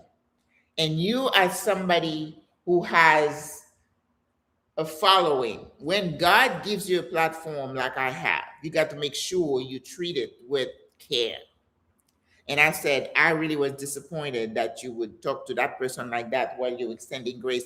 I'm not favoring one over the other, but I said, it's a matter of principle. I said, I will no longer follow you, and you can forget my little $5. I was so mad. That sense of justice is strong with me. So for a pastor to come to me and telling me the Lord says you're throwing the book at me while you're doing this on this side, I don't play that. Nope, I do not. I know, Christy. I took him out. Don't worry about him. Yes, no one takes the time, and that's what I'm taking the time to talk to whoever wants to hear it. And when you're trying to get people to see, sometimes they're not ready to see what I'm trying to say. They may say, oh, you just single, like this guy would say. You just single, that you just don't want somebody else to be happy. Who said that? If you're in a good marriage, I applaud you, sis. Wish I did too. But not everybody is that lucky. But people don't take the time to seek counsel, and sometimes there is no one to give you counsel. That's the sad part. All right? I never got married or have any children because I work with children from some broken homes. Oh, yeah. Isn't it sad? I was talking to someone the other day. There was a center in a town I used to live in. It was a psychiatric center where they would bring broken children. We would have kids 9, 10, 11 years old who have committed rapes and other things. And it's like, oh my God. Remember what I said about the kind of environment these kids. You don't have a kid commit those heinous crimes who did not have a home where they saw that stuff. Doesn't happen. Right? Somebody messed with that kid. The home environment was wrong. Some kids are exposed to pornography at a young age. They get abused. There is a program called, I want to say Pork Belly, but I don't think that's it. Something about belly, where this guy interviews a lot of kids or people who are on the streets. And he interviews, and it's a black and white. Some of you may have seen those programs. I had to stop watching because it was just affecting me so much. Every single case was worse than the other. And they would talk to like a 17-year-old who looks like they're 30 years old. They're all kind of old and, have lived a horrible life. And then the stories these kids would tell you. That's why sometimes I said I cannot understand the level of depravity of humans. The things people do to children, their own children sometimes. And that takes those kids on a path of self, they start using drugs to numb the pain. They get trafficked, they become prostitutes, and you look at these kids, you're like, but you look like you're 30 years old, you're only 17. They've been used up and and it all starts when they were very young. There was a story of this pastor. This girl said her dad, her pastor dad, on Sunday after church, after dinner, he said, my dad would go in the basement. And that's where his friends, the deacons, came to play cards downstairs. And the dad would call the daughter, one of the daughters, down. And he would pimp the daughter out to the deacons. And then they would give him money. And the worst part is, the mom was aware and didn't do anything about it. I don't know what to say about that. That's why I was like, I need to stop watching this because it was doing a number on me. And I had 3 kids. I mean, you'd have to kill me before I allow you to do that to my child and do nothing about it? Why? Because you're putting food on the table? I'd go on food stamps. But then again, the mother probably has her own issues. So it's just a vicious circle. Vicious. But I'm just saying, some of these kids have gone through so much, and they were boys too, to tell you what his dad would do to him.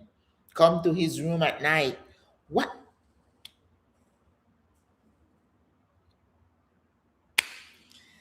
Whew. So when you marry these people, you don't know where they've been, what nightmares and stuff they've gone through. And listen, I understand about the power of regeneration. Don't get me wrong. When I was divorced, after I was divorced, I was on those, what do you call these things now?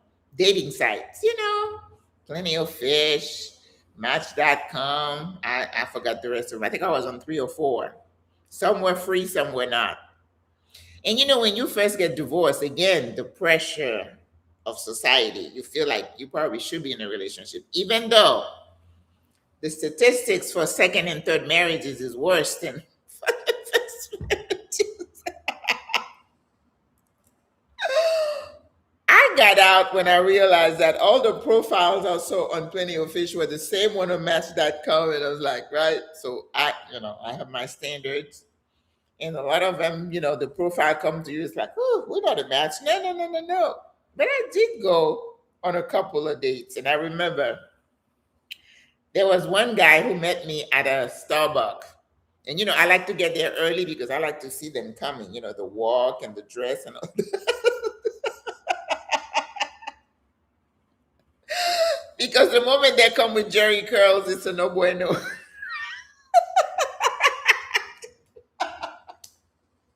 My friends would laugh so hard about that. And then the guys start talking to me. One of them said he's a poet. And I'm like, okay, what does that mean? Is that a job? And then this one, particularly this one, we got our coffee. I'm sitting there looking at him. He didn't look too bad, right? He had a couple of gold teeth. I was like, okay. But then he said, "Well, I want to be honest with you. I've been in the slum. I've been to jail." I'm like, "Oh, okay. How many times?" He said,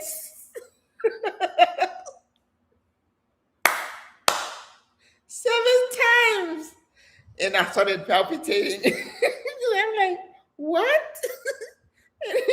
I don't know what made me ask that. And I'm like, "What were you in for?"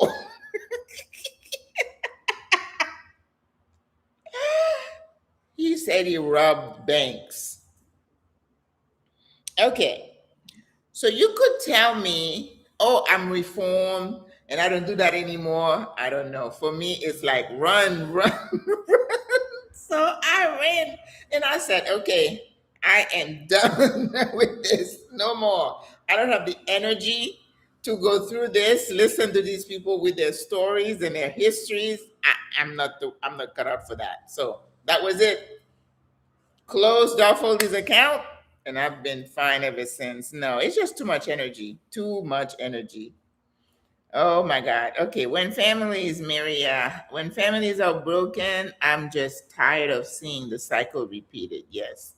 I work with a child who witnessed the death of his mother, at 4, and didn't feel comfortable speaking to an adult. Oh my God, that is so traumatic. I'm telling you, some of the stuff these children have been through is just mind boggling. I don't know. Anita, hi Miss Maggie. It's so good to see you. Thank you and hear you. Thank you for the real life gems you are dropping to us. I'm just trying to save a life, sis. I'm just trying to keep us from repeating these mistakes and end up dead. Much respect for you and how you are communicating on this topic today. Thank you. What a timely confirmation. Amen.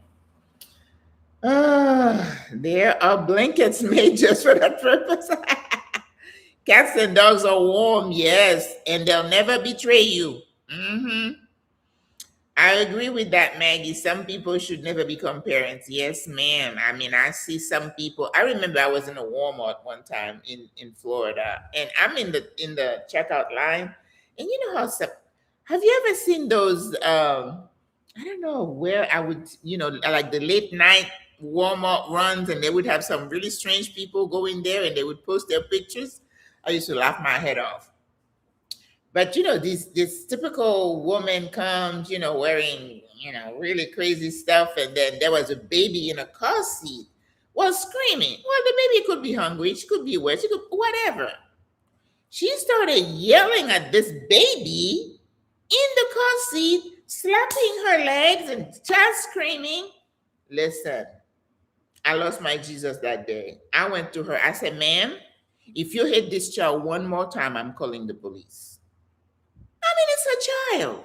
So if you're doing that in public, imagine what she's doing to that baby. Some people shouldn't be parents. Ooh, ¿qué pasó? All right. There is power in learning how to truly enjoy your own company. Yes. And take yourself out on dates. Yeah. Don't be a people pleaser. Don't think that someone else can complete you. That's right. And that's what right now, you would say to someone, "Well, at this stage in life, what are you bringing to the table?" Right? Because you comfortable being you. So it's like about companionship, right? At this stage. But can we really be companion and be equally yoked? For me, it's just about the learning and it's energy. I don't have it. I don't have it. It is. Okay. Please stop ignoring red flags. Yes, ma'am. This is it. When I keep saying, run, sis, run. Don't make excuses for the behavior and buying into the guilt trip where they say, "Oh, bring your flowers. Oh, I'm sorry, I lost my cool. I'm busy at work. I'm stressed out." No, no. Your being stressed doesn't mean you get to use her as a punch bowl, punching bag, punching bag.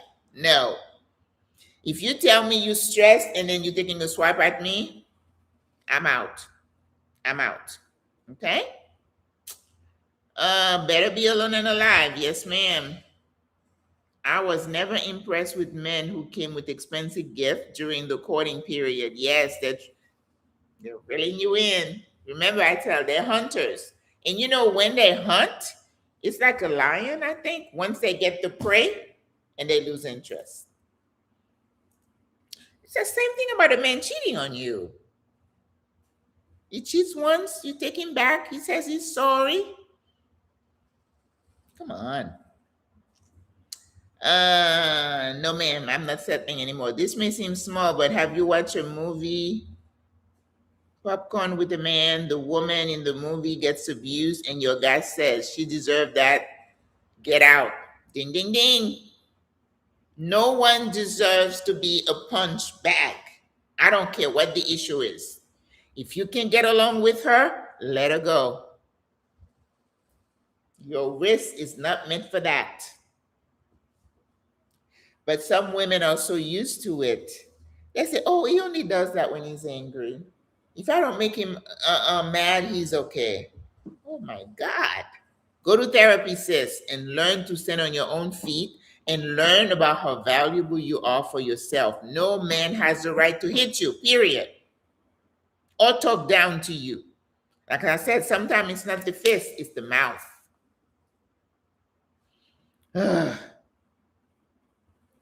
That's being the boss of you. That's right. You cannot change him. No, ma'am, you cannot. You can change yourself and get out. And I mean run out. But move in silence. Don't tell him you're leaving, because then it's like that little thing switching his head. That's when you get killed. And if you know he has weapons around the house, you better run. They want to control your time. Yes, you have no say over their time. Yes. They flirt very disrespectfully. Ding, ding, ding. Remember what I said. Once they got you, you the prey. Then they feel, okay, I got her. She's at home now. I can play.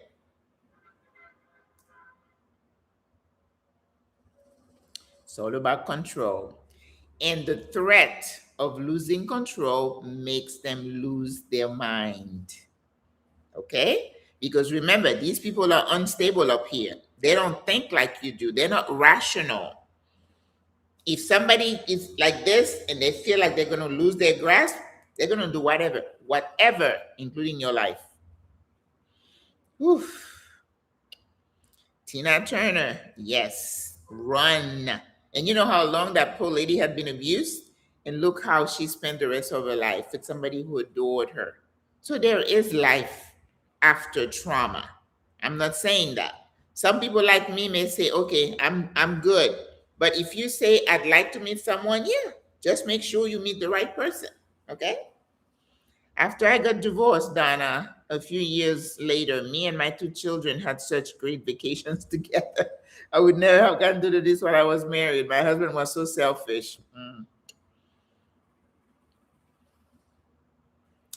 Okay, I think I skipped over some. Yes, okay.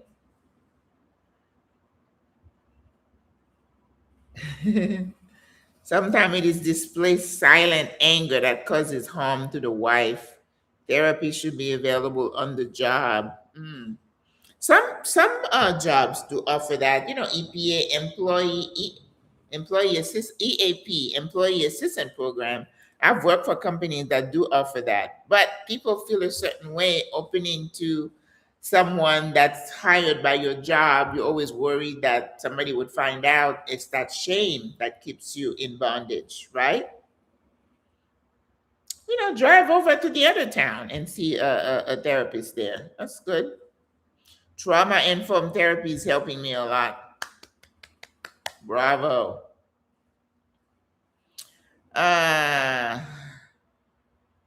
Nurses, doctors, and teachers are mandated reporters of abuse. Yes. But that doesn't mean that they're safe, right? Because you report it, then there's an investigation, then it escalates and he gets angrier. And a lot of times with the abuse, I'm saying abuse, not just femicide, When they called the cops and then they asked the woman, "Do you want to press charges?" What did she say? "No, I don't want to press charges." And the next one, because now the resentment, the anger has built up, the next one, that punch could kill you. Because he's upset now. Maggie, we have so many amazing women who are afraid to be alone. Yes, ma'am. Self love is so important. If we can't master self love, we'll always believe we have to be with a man to be adequate. Yeah, unfortunately, that is so true. They don't feel complete without a man. I can't relate to that. Frankly, I can't. I cannot. But I get it that a lot of women see their self worth as being a couple. This is where you need therapy to clear that out of your head that you can stand on your own. And once you're happy with yourself, then you're more open to attracting the right kind of partner, if that's what you want. And then if you don't feel like it's that what you want, it's okay to be alone. That's what I'm saying. I'm not saying you should, but there's nothing wrong with that. Me, myself, and I is really good.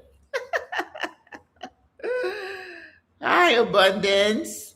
I get so concerned about ladies, especially the young women in my family. Oh, please talk to them that are in toxic relationships. Oh my God, but you can't tell them anything. Sis, we are hoping that with a program like this, we could save a few, but you're not going to save everyone. It's like an alcoholic or somebody who is addicted to a substance. You've seen the program where they kind of gang up on them and then they run. Unless they are ready to make the change, you can't. You can't. And it's heart-wrenching to see them get punched and then they still remain and you're like, you're gonna get killed one day. Because sometimes just one blow can kill you. It's not just the guns, right? It's so sad. That's horrific. A pastor doing that with his daughter. Yeah, and it wasn't just one. Well, you know the pastor who's had babies with his own daughters, right? And the mom knows. There's a woman who was a black woman saying, "My father is the father of my children." Yes. Imagine those children. Your grandpa is your daddy. Yeah.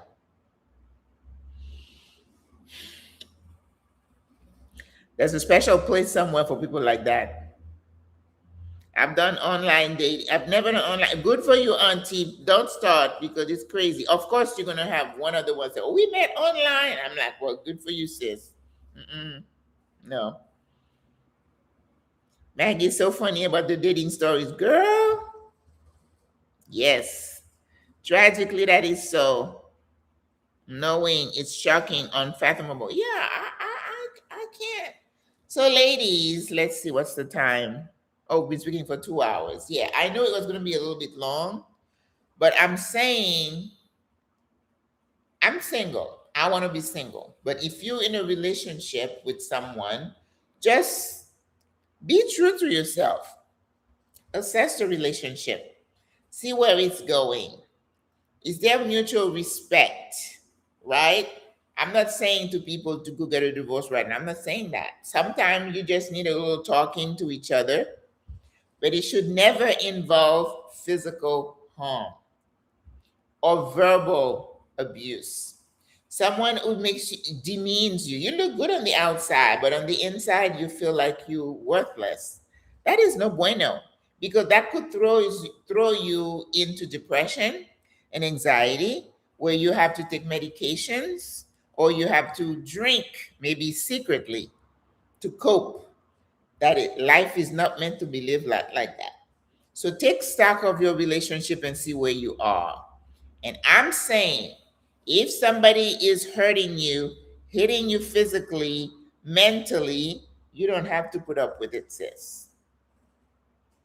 If you are a woman of status in a, like a very high powered job or whatever, and you're unequally yoked with your partner, you're at risk. Women who are public figures are at highest risk. If you're pregnant and you're living with an abuser, chances are you might miscarry and you're going to have a traumatic delivery, because if he starts punching you or hitting you, that's a no bueno. No one should be somebody's punching bag. No one. And if that's what you are used to, you were raised in a family where that was the norm. There's nothing normal about that. Nothing. No one. I mean, no one. And it's same thing for the woman. You should be putting your hands on your husband either. No. I know on a rare occasion you hear that. But overwhelmingly, the perpetrators are male. And when they're hearing stories about men are God's given, blah, blah, blah, like we're hearing now, the winds of this is what God created, designed for the man to do this and the woman to be in the kitchen and doing nothing. You don't need to be with these people. Leave them alone.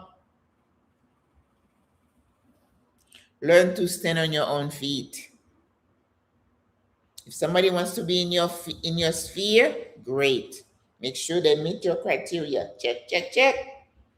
You do not have to settle.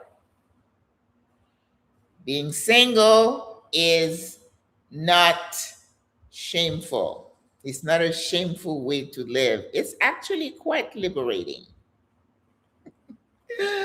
Does this happen a lot in Panama? When you say this, you mean femicide? We do have femicides here.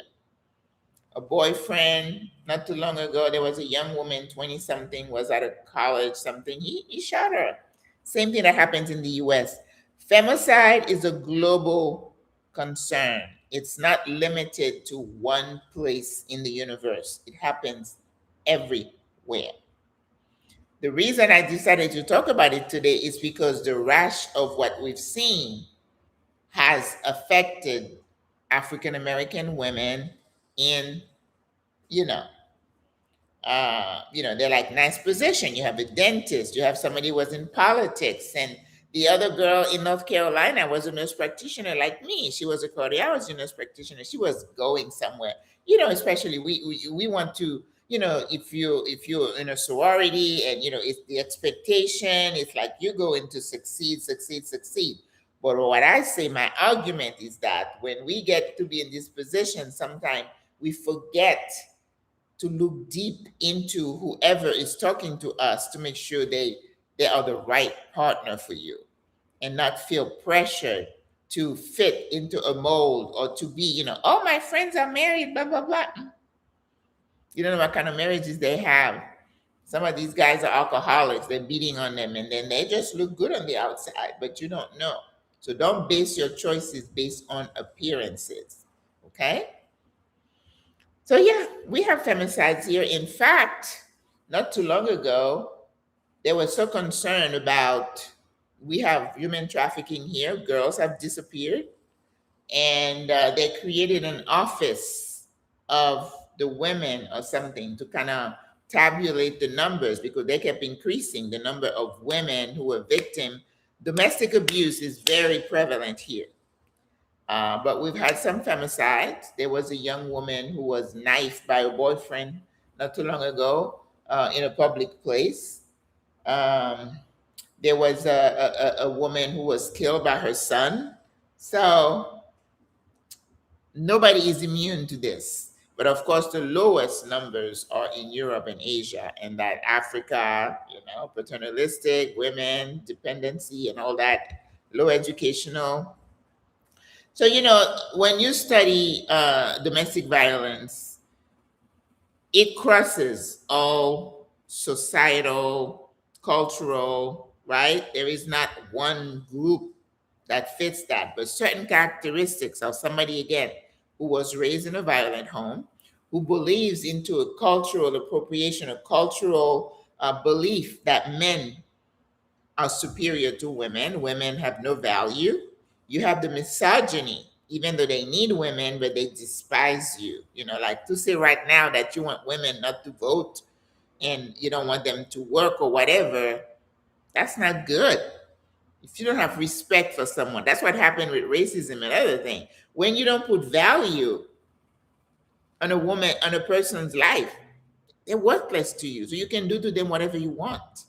It all flows together. All right. So just be attentive and don't forget to be alert. So I have to tell some of my Latina friends because they really don't talk about it.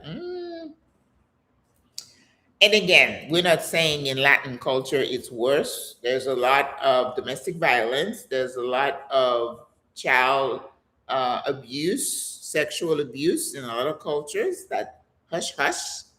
Things happen in churches, hush hush. There was this woman. She was like maybe late 20s, early 30s. She confronted her pastor who abused her as a child, because that happens a lot, right? The church and all that. And then she went up there and she said, "Do you remember I went into your office, you did this and this and this to me?" And then the pastor stayed silent. And the church came up and they gathered around the pastor and laid hands on him, asking God to forgive him, while the woman stood there with her husband, shattered, crying. No compassion for her. But they want, just like that guy did to her, to his pastor friend. The compassion extended to the pastor because he's the male, seen as the victim, but not the victim. Yeah. Yes, ma'am. Oh my God, there's just so much wrong with this crazy world. If you're not careful, that's what I said. Sometimes I acknowledge these problems, I talk about them, but then I have to find a way to put them over here. Because if I keep rummaging, if I keep rummaging this and ruminating and getting this thing in my, it's going to do something to my psyche. And I need to stay in a stable state of mind, acknowledging the wickedness of this world, the wickedness.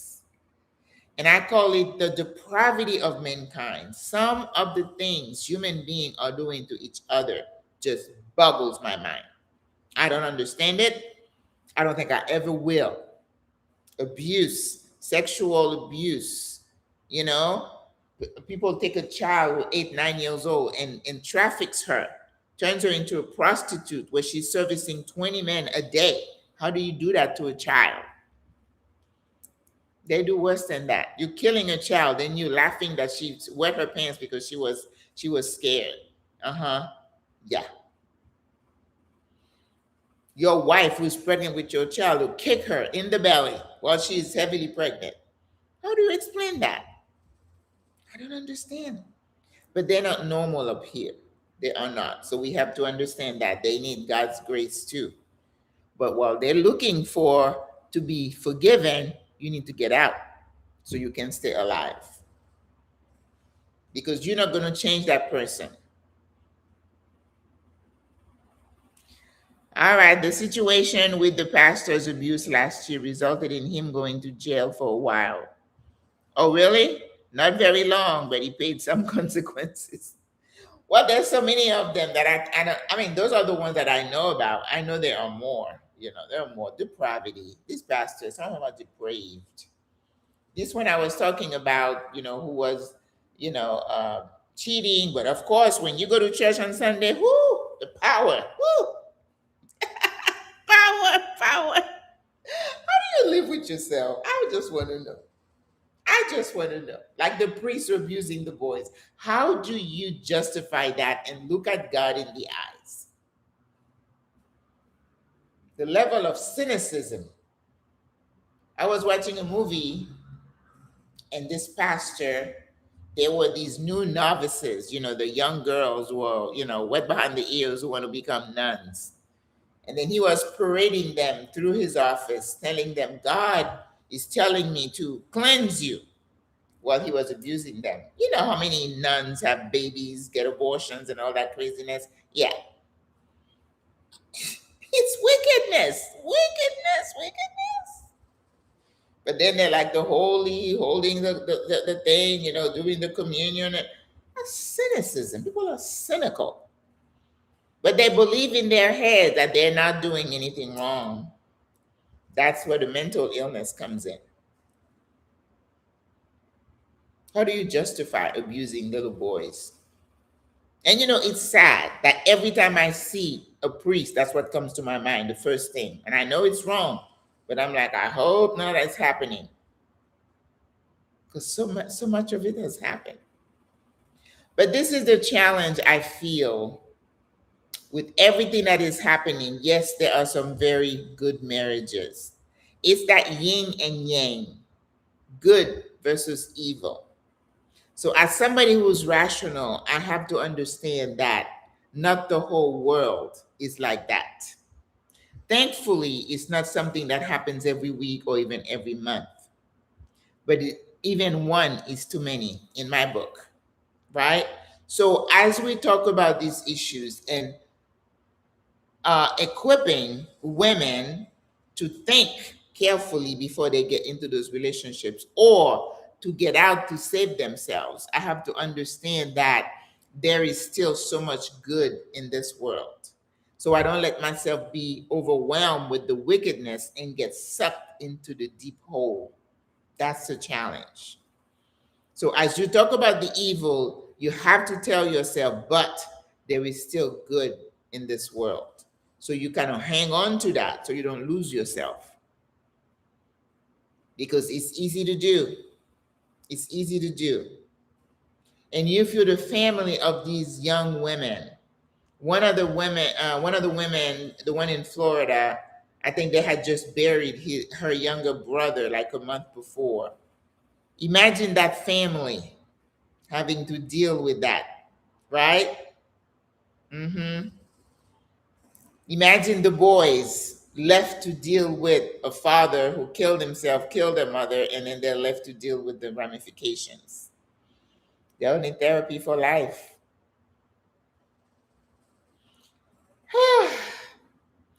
Was there anything else, ladies? Or are we going to wrap it up? I know I've said a lot, and I hope I made my point across that it is a trend that we need to nip it in the bud. Ladies, save yourselves. I can't save you. No one can save you.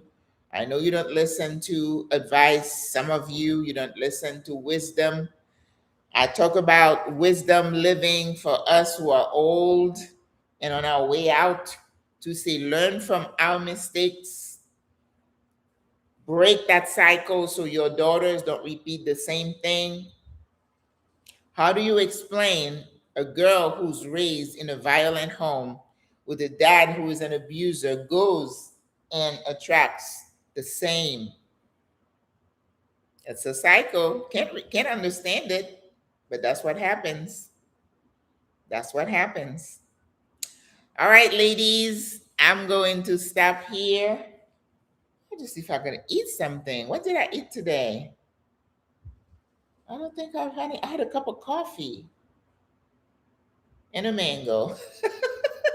So I need to find something to eat.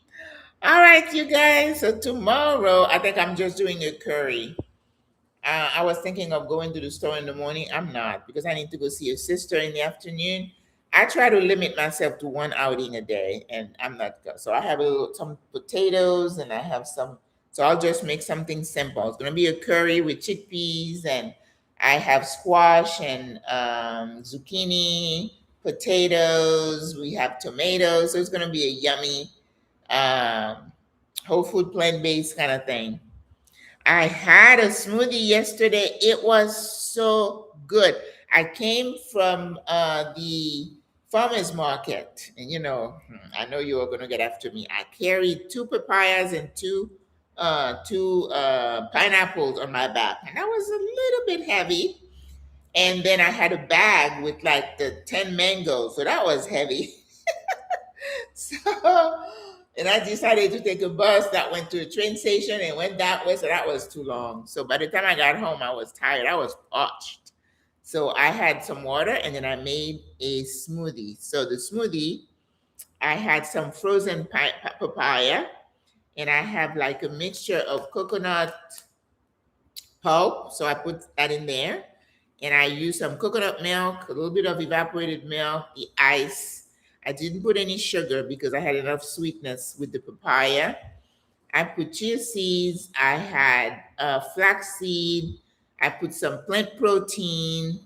I put cinnamon, lots of cinnamon, and I had some vanilla extract, and then I put some what is like pepper, cayenne. We had some cayenne pepper and regular pepper, but I realized I didn't put any ginger or apple cider vinegar. Usually, I like to put that in my smoothie. Oh, and I put moringa powder, and I had spirulina. Spirulina gave it like a green color, and it came out. And then the thing is, what I did after I did that first round in that blender, it was really thick. So I added a little bit more water and a bit of coconut milk. So that means it went twice. It was nice and smooth. So that's what I'll do next time. I'm going to run the blender twice. So I learned because I don't like this blender. It's a Ninja. I don't like it, but I guess it did work. I'll do it twice. It was so good. And I even had leftover, a little bit leftover for later. So that's what I had last night. It was so good. All right, ladies. Thank you. You're welcome. As a mom of two young men now who got out of toxic marriage, ooh, this was interesting and innovative. I'm so glad to hear that. And this insight, I don't want to say it's advice because I don't give advice. I'm just trying to say save yourself, right? But teaching young boys how to treat girls is super important, right? But of course, you can tell him if you don't model it, right? But I think it's up to the girl to just say, no, no, no, I will not be your punching bag. I'm out. And sometimes that might be a reason for the boy or young man to seek some help and take stock of their behavior and look deep to see where did that come from? Where did I learn this? Because if you're watching videos and some of the boys, how they harass little girls and show no respect, that's a no bueno. I mean, boy, if I had a boy, I saw that, I'd be the first one to just grab you and like, oh, hell to the no, right? So as mothers, we need to teach our boys, right, to respect girls, But I think it becomes more the responsibility of the girl to say, ding, ding, ding, oh, I see warning signal, let me get out. All right? You watched that. What did you? Oh, you watched me making the smoothie. Good. Thanks, Maggie and ladies. Great energy discussion. Peace and blessing to all. Yes. Good night. Peace and blessing. All right, guys. This is it. 2:22. Until next week, I will see you. And tomorrow, if you want to, watch me making something that's simple that you can eat, that's healthy for you, meatless, join me tomorrow at 10. All right? Au revoir. Good night. Bonne nuit. Bye, guys. Kathy, Jessica, Makome, Geraldine. I think Geraldine was leaving. All right. Thank you for watching. I appreciate you listening to my rant. But I'm kind of passionate and heartbroken about this stuff that's happening. That's a no bueno for me. Oh, thank you so much for the super chat. That's interesting. Thank you. Oh, that's lovely. And we do have memberships, and we have members. We say thank you to the members. And I do have an exercise program Monday, Wednesday, and Friday that I really did for the members. But only I have like 3 ladies who are my ride and die. They're always there with me, and I appreciate that. All right, guys. Have a good night. Thank you so much. Yes, thank you for the super chat. Giving upon loving. Okay. Oh, that is so cool. I hope this message reached somebody to say you're not powerless. You have power over your own body, over your life. And if you don't even want to do it for yourself, do it for your kids. If your kids lose their mom, this is a no bueno. And then you're going to live a much better, freer life, right? Life is for the living. We have enough stuff going on without having our homes become our, our death trap. I can't even imagine, when you come home and you want to just, and then it's like you ramp up the pressure. And I talk about stress all this week, what it does to your body. And you wonder why we have so many, autoimmune diseases, depression, anxiety, heart attack, diabetes. All this stuff is toxic to your body. Living in a toxic home is toxic to you. It's going to kill you. All right? Okay. All right. I can stay here forever, but have a good night, everyone. Thank you for watching. I appreciate you. Bye.